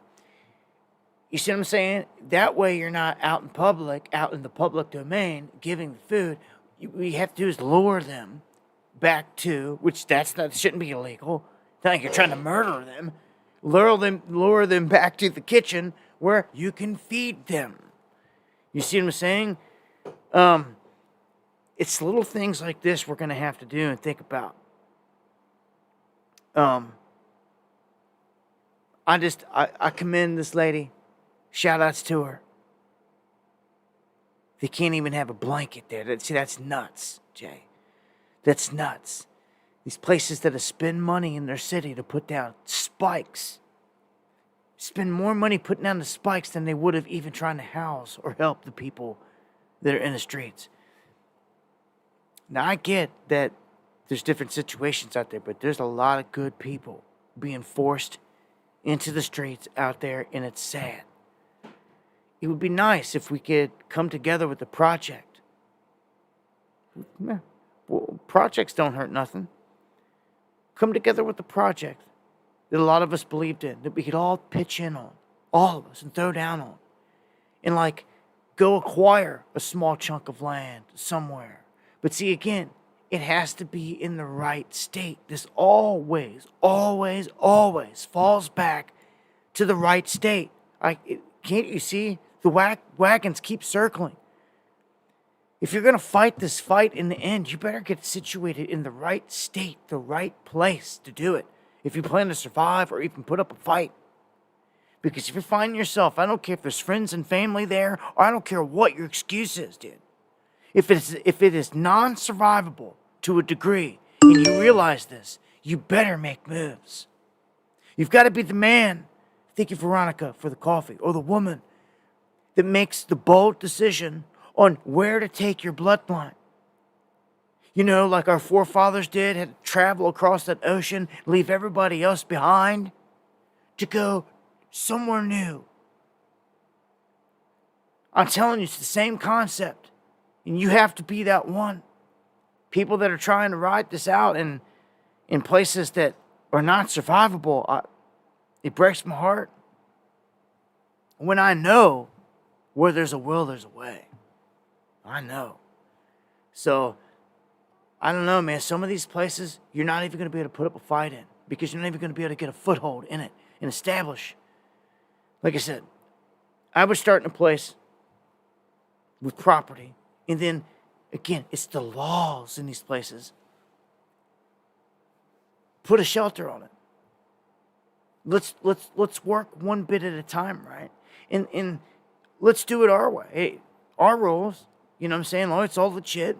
Like, there is a litmus test. You can't just be an illegal and you come in here and get housed. Ain't happening, partner. You know, you're not going to be some off-the-rocker junkie that doesn't want to give any of it up or anything like that, that's going to come in and enter. No. You know, we'll start with homeless vets. Homeless vets first. Those that put in the work here trying to defend this country. And any other person that is on the clean tip and really is trying to survive. You know, we start a community like that. And all we ask of them is to share your knowledge with others. Help defend the community. All these vets got all this survival knowledge. You don't think anything can come into play?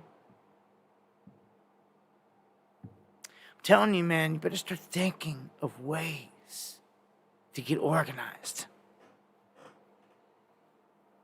Because the enemy's coming up in here heavily organized. They're getting funded, shuttled into hotels. It's crazy. While little old ladies out here cannot even feed the homeless. It's insane, man. It's insane. Where are we at? We're in a crazy place. I'm going to take this to John Kerry real quick. I'm going to let this bonesman, the skull and bonesman here, tell you where this is going. What they think, how he feels, this 2-minute clip, and how this dude is just totally against our rights, our Constitution. He's open about it. He openly says it on stage that it's the problem, you know? Our Constitution, our rights, our freedom is the problem. Our freedom is the problem. The dislike of and anguish over social media is just growing and growing and growing. And it's part of our problem, particularly in democracies, in terms of building consensus around any issue. It's really hard to govern today. You can't, there's no, the referees we used to have to determine what's a fact and what isn't a fact have kind of, been eviscerated to a certain degree. And that means they're pissed that we're winning. People go and that people self-select where they go for their news or for their information. And then you just get into a vicious cycle. So it's the people select where they go to get their news. Of course, it's called freedom of choice, and he doesn't like that. He doesn't like we have the freedom to even choose. You could even come and listen to Dabu 7th night. He cannot stand it. That is tyrannical, and is as tyrannical as it gets. Really, really hard, much harder to build consensus today than at any time in the 45, 50 years I've been involved in this. And there's a lot of discussion now about how you curb those entities in order to guarantee that you're going to have, some accountability on facts, et cetera. But look, if people go to only one source and the source they go to is sick and, has an agenda and they're putting out disinformation, our First Amendment stands as a major block to the ability to be able to just, hammer it out of existence. So what we need is to win the ground, win the right to govern by hopefully having, winning enough votes that you're free to be able to implement change. Now, obviously, there are some people in our country who are prepared to implement change in other ways. And so that's you're really questioning dangerous. really if democracy can survive unregulated social media. I think democracies are very challenged right now and have not proven they can move fast enough or big enough to deal with the challenges that we are facing. And to me, that is part of what this race, this election is all about. Will we break the fever in the United States? Break the fever. Okay, so he's pretty pissed that we're doing what we're doing and that we're winning. That's how I'm taking it. And I'm not just trying to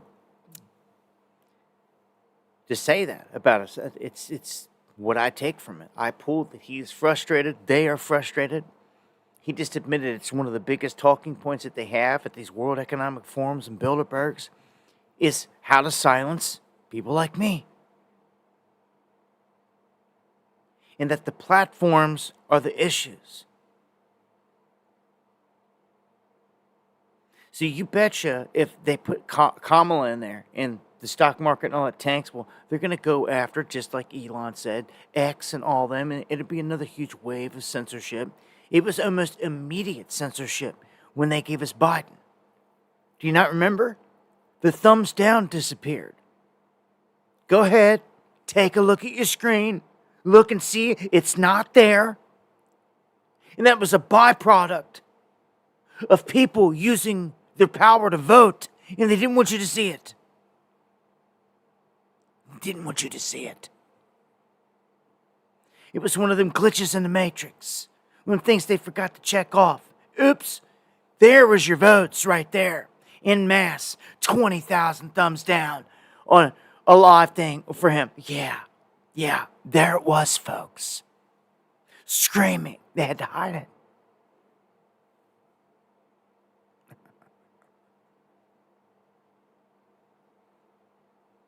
It's the truth and you know it.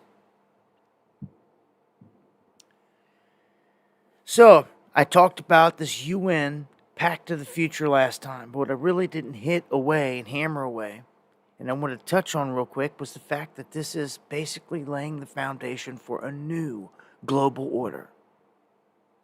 You heard the term, you heard it all the way back to George Bush, for a new world order. Calling on a new world order, and that's their agenda. You've heard it come out on the stage many times. They're calling for a new world order. But instead of world, they're just saying global. So this is a bit different though. It's accelerating everything that has to do with their agendas, and they admit this. It's like an accelerated push toward 2030 to try to hammer this stuff away, which is not good because they just flipped over the hourglass and the race has begun. It's just now begun. This whole new window from here all the way to 2030. And they want to focus in on switching everything over to digital. Their sustainable development goals that they had, they want to put them in hyperdrive, all of them. And they admit all this. They admit that, again, this comes back to people like us out here talking and sharing information. We're stifling what they're doing, and they're admitting it. And it's been taking them longer to implement what they want to do, per se. This is why, it used to be, Agenda 2020, and then it moves to 2020 whatever, and then 2030. They're hell-bent on hitting this stuff hard. CBDCs fully enforced across the board by 2030. So something huge is going to happen. Economically, that is, with the dollar. So look at this. Look at what the globalist. And I got to give a shout outs to my boy Moicano in the UFC. He's a UFC fighter. He won over this past weekend, and they were in France, and he got up on the mic, and he said, F Macron, like right out the gate. And all the globalists called him out. He salutes. Any globalist dictator leader, he said. Well, these globalists claim that Europe, among other places, is too white and too Western. That's like walking into Africa and saying it's too black. I mean, it's just so stupid. But it seems that they're scared of somebody. It seems they're scared. They always want to say that it's some far right-wing neo-Nazi, don't they? Always. It's always the same thing that they want to blame.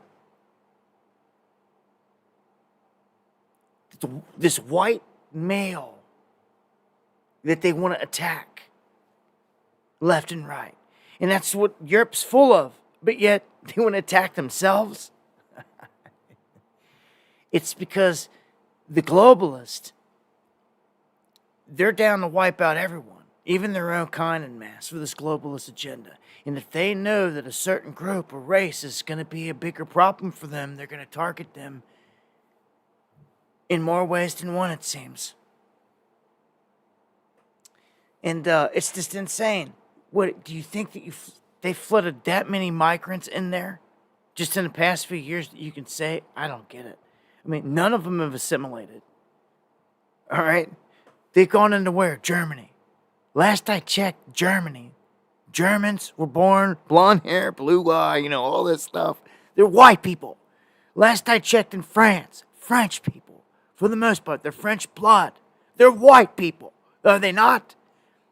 Are they not? I know you can have some black people that live there that are French and all this stuff, but I'm talking the bloodline. Are they not? Italians, what are they?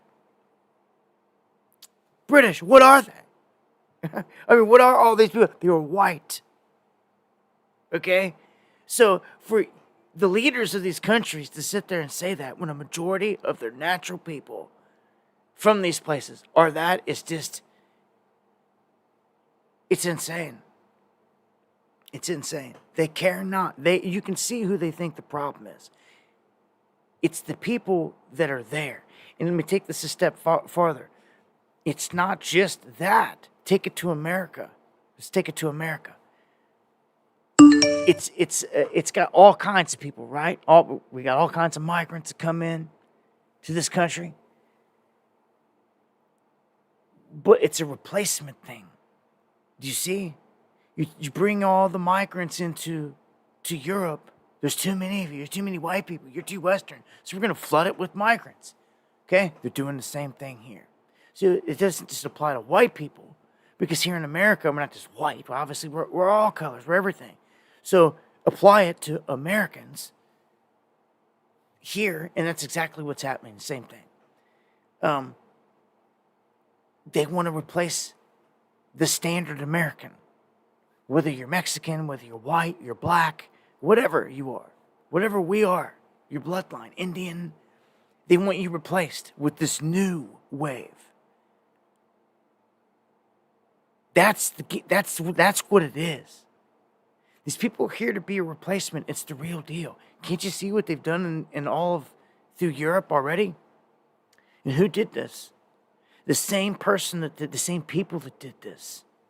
George Soros, that flooded all these people into all these countries. And we know who did it. He's doing it here. What does it take to get treasonous rich people, arrested? He's doing it here. Anytime you go and collect and especially pay your own people to cause upheaval and chaos and sow discord within a country, it is treason. And he is doing this not on a peaceful tip or anything else. He's been doing it since BLM in Ferguson when we caught him cutting checks to protesters. He does it to this day. He's passing the torch to his son. So even if the dude does pass away here anytime, because he is getting old, he is super old, it's going to continue because he's got a son fully groomed to continue this chaos, to continue paying invaders to invade into these countries that will not assimilate. It's okay if you come here and you want to be a migrant, right? But you got to assimilate, right? Our forefathers didn't die for nothing, or anyone else you know that went and gave their life in the military. They didn't die for nothing, right? I say it all the time. You ain't having people that act like animals come here when people died to keep this place civilized. You understand? To keep it civilized. Where your women ain't getting smacked around in the streets. Is this what you want? Every one of you listening to me? Is this what you want? You or your friends or your family going inside, out of the grocery store or wherever, getting smacked around? By grown-ass men from another country? Are you kidding me? Are you kidding me? See, in some places, they ain't going to fly for 2 seconds. They're going to get smoked. But I guess in others, they're getting away with it. I guess if you ain't got a weapon to smoke someone, then you ain't smoking no one, are you? So in these countries where they've taken their weapons, they've taken it a lot further. You're seeing them just disrespect them largely, in mass. What are you going to do about that? And it's here now. Are you just going to let it happen? I got it. Some explosions are about to go down. No matter how you see it here. The gang thing, the gangs are done threatening, and they got a right to.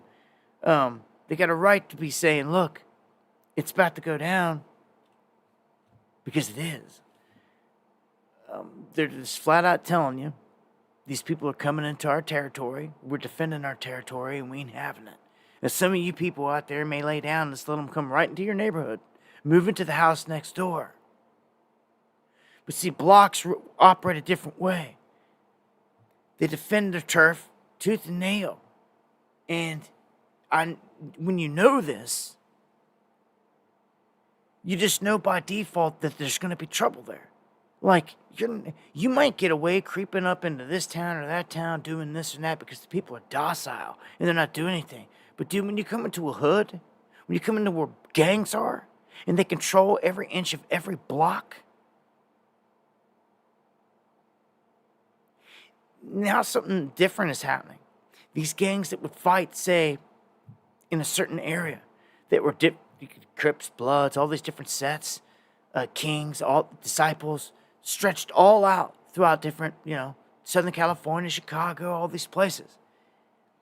These sets that were once fighting block per block may all of a sudden say, guess what? We got a common enemy coming in. And we need to just drop the crap, come together, and defend our base against the common enemy. See, when this happens, this is one of the things they don't want to see. They're doing everything in their power to stop this from happening. When something like this happens, gangs start to multiply folding U.S. gangs to defend this turf. Told you, it may be the only line of defense you see where a stand is made. I know there's going to be other pockets out there that make their stands, but I'm talking all in all. When no one else throughout the city will do it, rest assured, some of these gangs will, and it's gonna get nasty. It will get nasty. It's just beginning. It's just beginning. Wait till chaos really starts to break out. It ain't even really broke out yet. It was worse when BLM was running around. We're not even nowhere yet. Like the event hasn't even happened yet. I guess what I'm saying is, just wait for the event. And thank you, Brian, for the coffees earlier. I missed that, so thank you. I appreciate that. We've lost a lot of people in this war to drugs. We're being targeted. The elite don't care. They want to take us out, and they know that they got to go down several different avenues to do it. One is drugs. You got a war on. You got money for war, but can't feed the poor, and got a war on drugs, but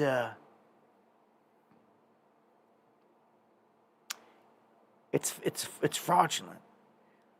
You know, through all my years of watching this and seeing this, I mean, by now it's almost openly known that a lot of the drugs, a lot of the designer drugs, a lot of the fentanyl is coming from China. Has been. They're bringing it in to the country through all kinds of ways. They even suspect that they're money laundering through U.S. banks and other major banks, even the one in Canada, which is a huge story you need to keep your ears open for, because it could bring down everything. If they come out and say Bank of America is suspected in money laundering, and this fentanyl, Chinese money, it's already started. This is already a thing. This has already started. TD Bank out of Toronto, or in Canada. It is the first one, and they've refused to name a single American bank. The moment they do, it's over. And they know this. They know this. It's crazy. Anyhow, they've been doing this the whole time, money laundering through all these banks. It's just been being hidden. And I don't believe for a second that our government doesn't know that it's going down. You know, they know all this. So 70,000 Americans every year wiped out from fentanyl is targeted. These are men and women that otherwise would be listening in right now, a huge chunk, and ready to fight against the beast. But they took them out strategically. And these days, it's not like it used to be. You can't just get a Quaalude like you could back in the 70s or something. Or fast forward to today, all my life it seems like it was pills in the streets. Then they went to Oxycontins and all this other stuff, which just took so many lives. And that was like the synthetic heroin. It's where it all began. Then, slide fentanyl in all of a sudden. People will think that they're getting a Vicodin or something from a friend.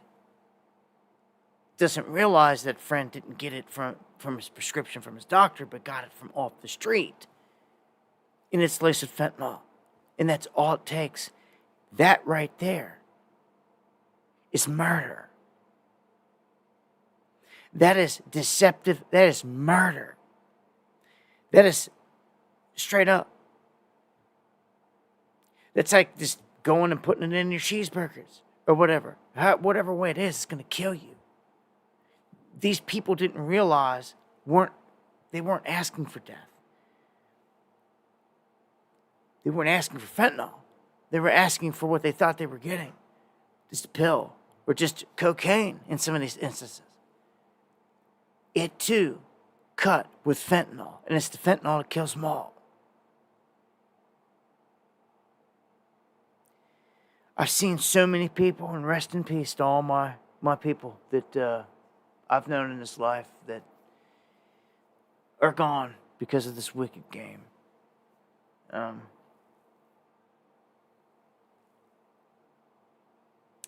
Messed up, man. And you got to be careful. Even the weed you're getting out there, they're tainting the weed with this crap. You've got to really know what you're getting. I mean, that's murder. That's like some CSI shit. That, you know what I'm saying? Like, for real. You should be tracking this crap back down to all of it. Like, what's next? The bananas in the food mart? You're lacing the stuff on? Like, it's that lethal. Can't even touch it, you die. I mean, why would you ever even want to even think about messing with something like that? Most people wouldn't. But if you're tricking them into it and you're pressing pills that look just like the real ones and it's got it in it, it's game over. That, I'm telling you, it's murder. It's tactical murder. This is how many people they're killing. They're wiping us out at 11:11 as I look down. Gotta say much love and God bless to everybody out there. With positive vibes. It is genocide, Red Eye. Another slow form of it, isn't it? That's why I try to bring attention to it. Figure the more we speak on it, shed light on it, maybe just one life saved is a victory. You know, so. All right, it is past the top of the hour. I'm gonna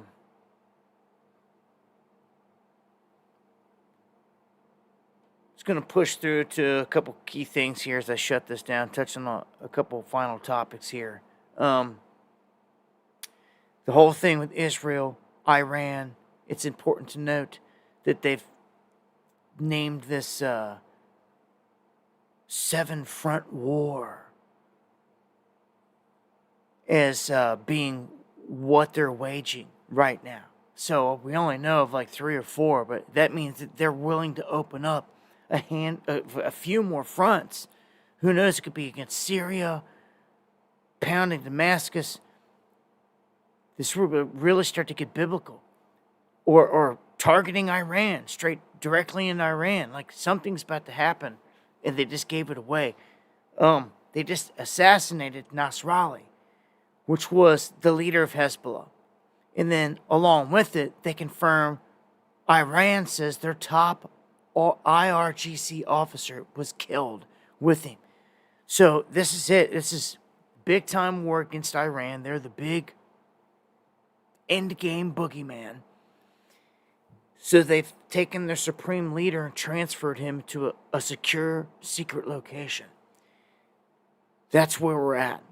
They really think the big stuff can start to fly. Iran is in possession of nukes. Unlike other people in other situations in the past, this is where we start to take it to another level. This is where you really start talking World War III. Because Iran, Russia, China, they're all on the same freaking side. And they've got millions of troops, millions of nukes combined. They're a juggernaut. I don't see how anyone thinks we stand a chance. I just told you in the last few streams, our navies fell behind China's, and they've been ordered to catch up and be ready to do battle with them by 2027. Just within a couple years. Full scale.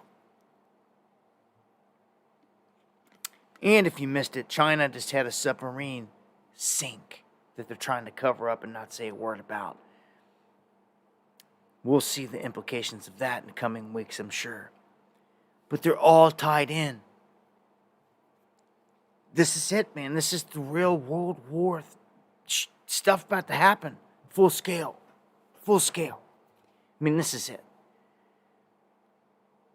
In Israel's just popping off missiles at everybody out of nowhere, just nonstop. This on a warpath. Just went down south as far as they could till they ran into the border of Egypt. They turned around and shot north and got there, and we knew it was only a matter of time. Then people's pages started blowing up. Then they started bombing everything. Then into Beirut. That isn't enough. Shoot some missiles over Mount Hermon into Damascus. I'm sure that's going to be the next major flare up front. And then direct attacks on Iran. They could open up direct attacks on Israel from there. Remember, the Lord God, Jesus, Yeshua, he said not one stone would be left unturned. Not one stone would be left unturned in Israel. That it would be wiped out. So it's prophesied. Never forget this, man. Now look, to even take the Iranian thing further. I've been telling you and telling you and telling you. They just keep baiting us. They're baiting it with Trump, and they hacked Trump and gave it to Kamala and them. It's like, get out of here. The U.S. offering $20 million for any info on the Iranian accused of trying to kill John Bolton. Get out of here. Like, it's such a manufactured garbage, man. Just to put Iran into your brain again. So it's getting heated, Joe knows. Thank you for the coffees. Yeah, it's time to stand together. I don't know what else to do but tell people to start to hold meetings in your own towns. Seriously, if you don't have town meetings, start holding them or start holding events where people can come together.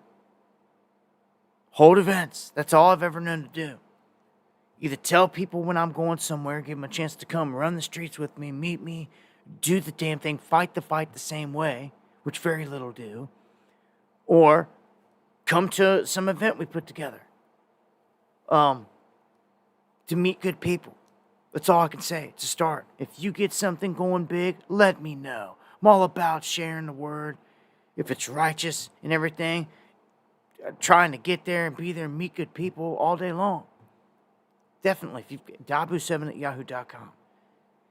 If you've got an event somewhere you're wanting to put together, you got something like that, just email me. Let me know. If I can, I'd love to check something like that out. Meet good people. I'm still targeting the spring for, it's the closest I'm going to have to be able to do anything. I got to make sure, first and foremost, I can survive this winter we're walking into and get through it. It'd be my first one off grid. So I'm batting down the hatches to try to prepare for that. And then take it from there. And then if everything's good come spring, I'm going to focus on trying to rally troops and get as many people as we can together for some kind of outing. I've been aiming for Vegas, trying to get out west. Most of them, all of them have been in Cincinnati up to this point, northern Kentucky. But if I can move it west, that's what I would like to do. And get in a few other things out there while we got it in. But I don't know what's going to happen. We're not promised tomorrow. And we are in one of the craziest windows in history right now. Look, they're openly talking about Taiwan taking over 2 positions on each side, even though we don't even have enough Navy. They're openly saying this. So something with Taiwan could pop off at any moment. And they're also openly talking about changing the name of it, changing the flag of it, all of it, and just doing it to change this whole image, like, of just establishing this new image of independence, I guess, and completely broke away from mainland China, which is not going to be easy. China's ready to battle over it. Look, they just launched massive military drills in the South China Sea, hours after Blinken tried to run his mouth on some crap. So they're launching drills. They're firing missiles off, test missiles, which they'd never done before. That was like something only North Korea was doing. They're doing it now with dummy warheads off to the ocean. It's cranking up, man. Iran, Israel going head-to-head, toe-to-toe. That's their ally. The BRICS are all back, just like NATO. If an ally gets messed with, everybody on board is on contract. You've got to step up and defend everybody else. So everybody in NATO has got to back everybody there. Everybody on, like, the BRICS side, so to speak, would have to back each other there. I told you before about the Chinese being here. And I'm going to do it again. I'm going to show you this map. And I'm going to show you just exactly where these bases are, again, where the Chinese got land. And you got to ask yourself, how is it possible? How has our government let this happen? How? You're telling me that we're the only ones on the planet here that have figured this out? I don't think so. When they're watching our every move anyway, watching everything we share on social media anyway, they've seen all this for sure. They know it for sure. They knew about it beforehand for sure. There's no way. We've got the dumbest people in charge on the face of the planet. If not, or it's one other thing. The biggest setup you've ever seen in your life. This is like the Trojan horse. That's the only thing I can keep comparing it to. Is we're slipping the enemy in. Unnoticed. Where they spring in action at once. That's why it keeps getting shown to me like that, I think. Because that's what this is. It's the Trojan horse that brings down America. This is it. This is the troops. They're here. They're in. You know it too. It's not a conspiracy theory. Yeah, the Venezuelans and the Cubans and all these others are showing up in all these places downtown, but not the Chinese. They're nowhere to be seen. They're coming in, they're disappearing. And I exposed and showed you they were even being brought in a different way, being boated in down these canals, just them, while the main droves of migrants were going in the other ways. They were actually being treated special. When you look at this map and you see this, and you know what we know at this point, we have witnessed a foreign invasion walk right in here, go straight to the property they purchased, sitting right next to our major bases. And I guarantee you they're sitting there tonight. Where else would they be? Why wouldn't they be? Look at this. Fort Irwin. Look at this. Look at the amount of land they own in California in this area, period. Like, you're done.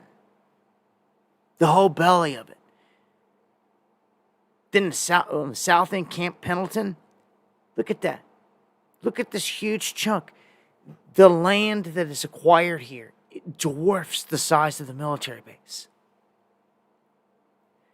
Hill Air Force Base, Dugway Proving Ground. It's surrounded on two different sides. Two huge chunks. But they own so much land here. They own so much land that it runs from one base to another. How is it even possible? How does the military not control that land? How do you let the Chinese even make these purchases? How come this is not talked about right now, front and center, by someone that cares? Some politician, some senator, somebody. Some news outlet.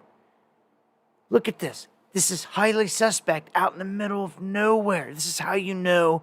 This is how you know there's something malicious about this. Grand Forks Air Force Base is up here in North Dakota or something. Way up here by the north border. Middle of nowhere. They own a chunk of land right next to it, touching it. Middle of nowhere. We got a repeated theme, butted right up to our biggest, baddest bases out there. Texas, you're not immune. Camp Bullis, same thing. They crept right up to it on the southern tip. This fort here, same thing. It's crazy. Whiteman, same thing. Right up to it. Right, it's touching it. It's touching it. Fort Leonard Wood, touching it. Fort Liberty is literally freaking surrounded. How is it possible? North Carolina, red alert, Mayday. Do you realize half the state is owned by the Chinese? Seriously, half the freaking state is owned by the Chinese. It's insane. Fort Liberty, absolutely surrounded. This is registered farmland owned by the Chinese in America. Nuts. Sold out. Yeah, your Mitch McConnells and all your politician sellouts that for years have been a part of this. have played a major role in facilitating this. It's treason. We're not short on charges to file against these people. Let me tell you that. What we're short on is good men that got the kahunas to round them up. That took an oath to serve and protect. That's what we're short on. Around here, apparently. But criminals running rampant until something happens.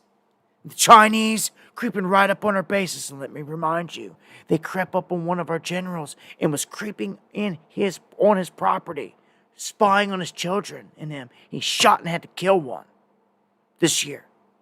They swept that under the rug real quick. Didn't want you to know one of our main generals getting spied on by these goons, and he had to kill him on his property. That's where we're at, if anybody cares. It's done past SOS. Mayday. You're like, we're in it. They're here. They're just waiting for their bat signal. Again, well, so to speak, the Chinese are. Boy, when they make their move, they could like simulate a Red Dawn thing here. They could. All these dudes. I'm telling you what, dude. My gosh, dude. Just for the visuals. Just to make all these people in all these towns just crumble. When they see parachuting Chinese dropping into the cities, they didn't have to come across the ocean. No. All they had to do is get here, get across, get to the destination, like go to the property right outside Fort Irwin, amass there, buy 500,000. And since they own the property, what's stopping them from bringing a plane in, a huge plane, and filling it with troops? What is stopping them? Nothing. There's no rules saying they can at this point. There's no rules apparently for nothing. They can come in here and do whatever they want. So they can fill up this plane, fly it from all these positions at one time, and just all these dudes just jump out, fully equipped, and land in target locations. In the meantime, all the guys that are on the ground come out like a Trojan horse one night while everyone's sleeping. Because no one's expecting this. Right this very second, they're not expecting it. It could happen tonight. They could slip into the base. No one would ever think. Dozens of Chinese at the same time go in, murder everybody on all these bases, take control of these bases, some of them. One false swoop. You think it's crazy? It's all sitting right in front of you. You think all these dudes just came here to camp out and go fishing? I do not think so, dude.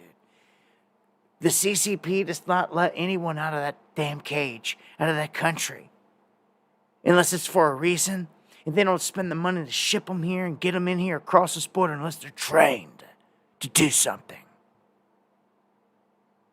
People, most of you may get it, but these dumbass Americans out here that are sleeping on all this, putting all their faith in a false savior, they're about to get a rude awakening.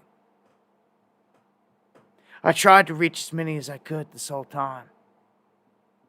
In the end, censorship clipped us. Always does, it seems. Longest tyrants are in control. And I'm going to finish up here with a few words on the Diddy thing. Damn, we ran late. Just the way it is, man. I got a lot of stuff I had to cover. The show's going a little late. We'll finish up on this one, though. Diddy's lawyer blames racism for his client's downfall in this, but this isn't even the biggest thing. Chat disconnects and then reconnects at 11:30 on the dot here. This is the last thing I got.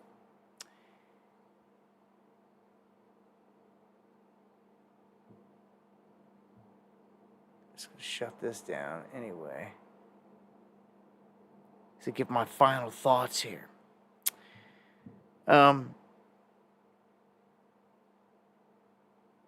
Diddy. He is off suicide watch. which sounds kind of odd, feels kind of odd. I'd watch this. The number of stars that are about to get drugged through this pit is going to be part of a side circus show that you're going to see on purpose as they tear this whole thing down. As this whole thing comes down and apart, they're going to throw some of their own under the bus. A lot of them. And some of it you can already see happening. Yeah, Diddy gonna get done. You got that right, my brother. I love you. Much love, my brother. Crown jewels. Much love everybody out there. But this Diddy, I'm telling you, this Diddy thing is different because these stars are unlike Epstein Island. They tried to keep this it's a hush-hush thing, right? The Diddy parties wasn't. They were all foolish enough to brag about it. Like it was some cool thing. To brag about it. I told you, Ashton Kutcher, everything that he's done, all the video clips, the videos I was watching earlier said that him and Mila Kunis are getting a divorce. Like, there's no... What? What? Like... So she can separate herself from him and from everything that is about to happen with him. This is the reason they started the Save the Kids thing. Right? Remember? Everyone thought it was kind of odd out of nowhere. Ashton Kutcher and her come out of here with the Save the Kids thing. Like they really cared and was pushing it. And it was being talked about. You remember that? Yeah. Now you know why they were doing it. It was a front. It was a front. I seen clips of Ashton with a then 14-year-old or whatever his wife is, Mila Kunis, and admitting how he was making out with them on the show set and all this stuff, and they started to say some crazy stuff about minors and how Danny Masterson at the time was telling him it was great, it was a cool thing. But Danny Masterson's in jail for 30 years now. You see, he's already been taken down. R. Kelly's done been taken down. There's something going on. Like, a lot of big people are going down in these rings. Which you could have only dreamt for a long time ago. Like, yeah, like all these people need popped. But the thing is, this isn't going to be the big dog. It's the big dogs that are hanging them out to dry here. That's what it is. It's the Rothschilds, the billionaires, the big dogs. All this low-hanging fruit getting picked off here. All these stars that if you didn't make a fresh sacrifice, you get your card pulled. Oh, you've been in the game, you've been famous for a couple decades. Oh, Jenny from the Block, J-Lo. Oh, but you were out there making sacrifices at these parties. Getting that adrenochrome, getting all that. You were there, you witnessed all this, and we got it on film. There was actually people murdered en masse with this whole thing. But they're going to keep you lost in all the sexual stuff, and they will never talk about the murders. I'm telling you. If they do, be ready. If anything, if murders get brought up, and it already has, we've seen the feds already stack the deck against P. Diddy.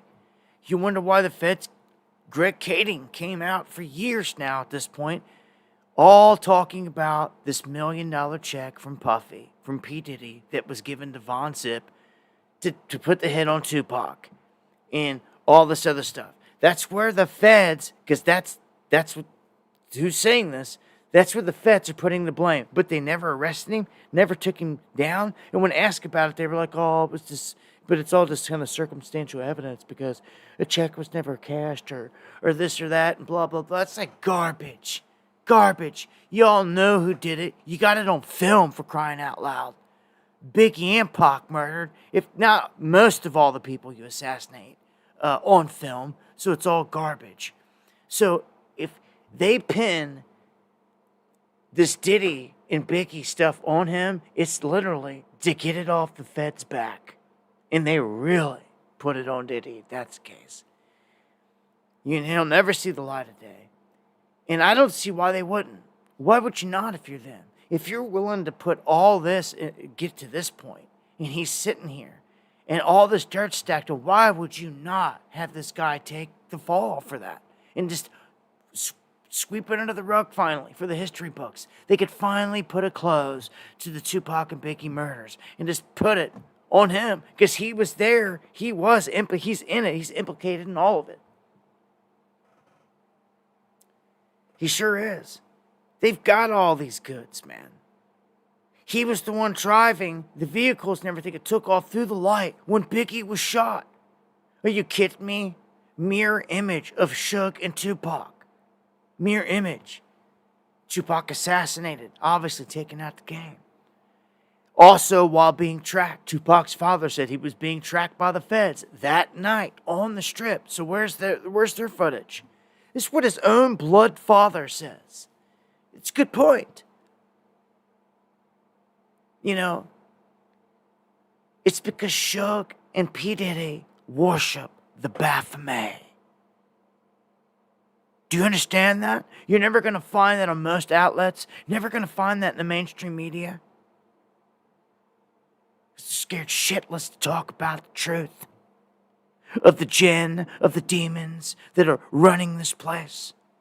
But you can never defeat them till you put light on them. You have to know your enemy. You wrestle not against flesh, but against spiritual wickedness that is here. Don't you ever forget it. You better remember it every day. And remember, they're using this black magic and these tools against you to fool you. It's very real. We'll dive into this more in the coming streams, man, because this isn't going away.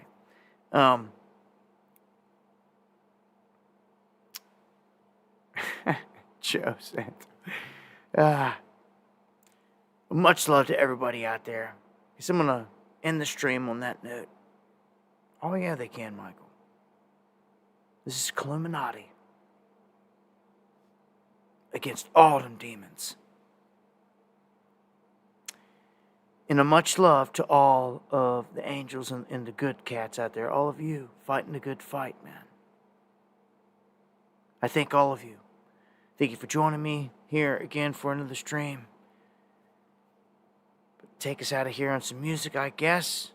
I'll look to be back here for the next one, going live Monday, Wednesday, and Friday, 9 p.m. Eastern, right here, exclusively. And if the Lord doesn't return in the coming days, I'll see you here next time. Some Underground World News Live. I love all y'all. Big love.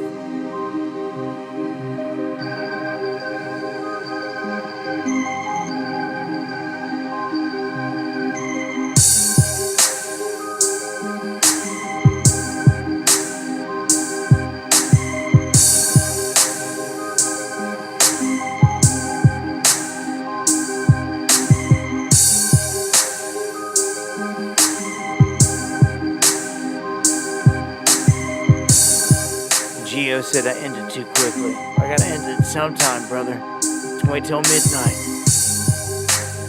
I love all you guys. Thank you, Ava. Crown Jewels, her brother. Billy Ross, Uncounted.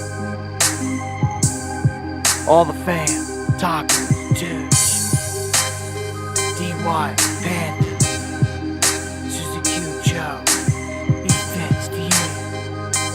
Everybody. God bless.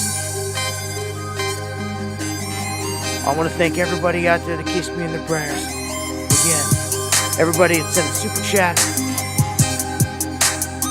Everybody that bought a coffee. Much love. God bless. All you guys. See you in the next one.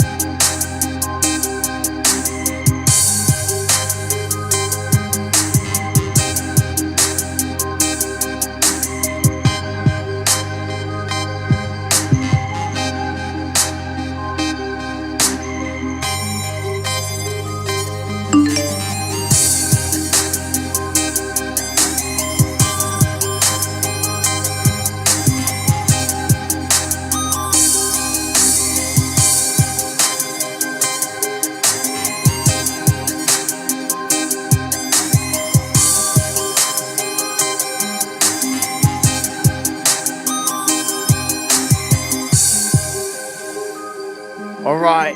Thank you, Eon, for the coffees. And I got an update for leaving here. I follow Douglas McGregor. And thank you so much for the coffee. I follow former major military leader Douglas McGregor. And he is saying the Pentagon is sending thousands more troops to the Middle East as Israel begins a ground invasion of Lebanon.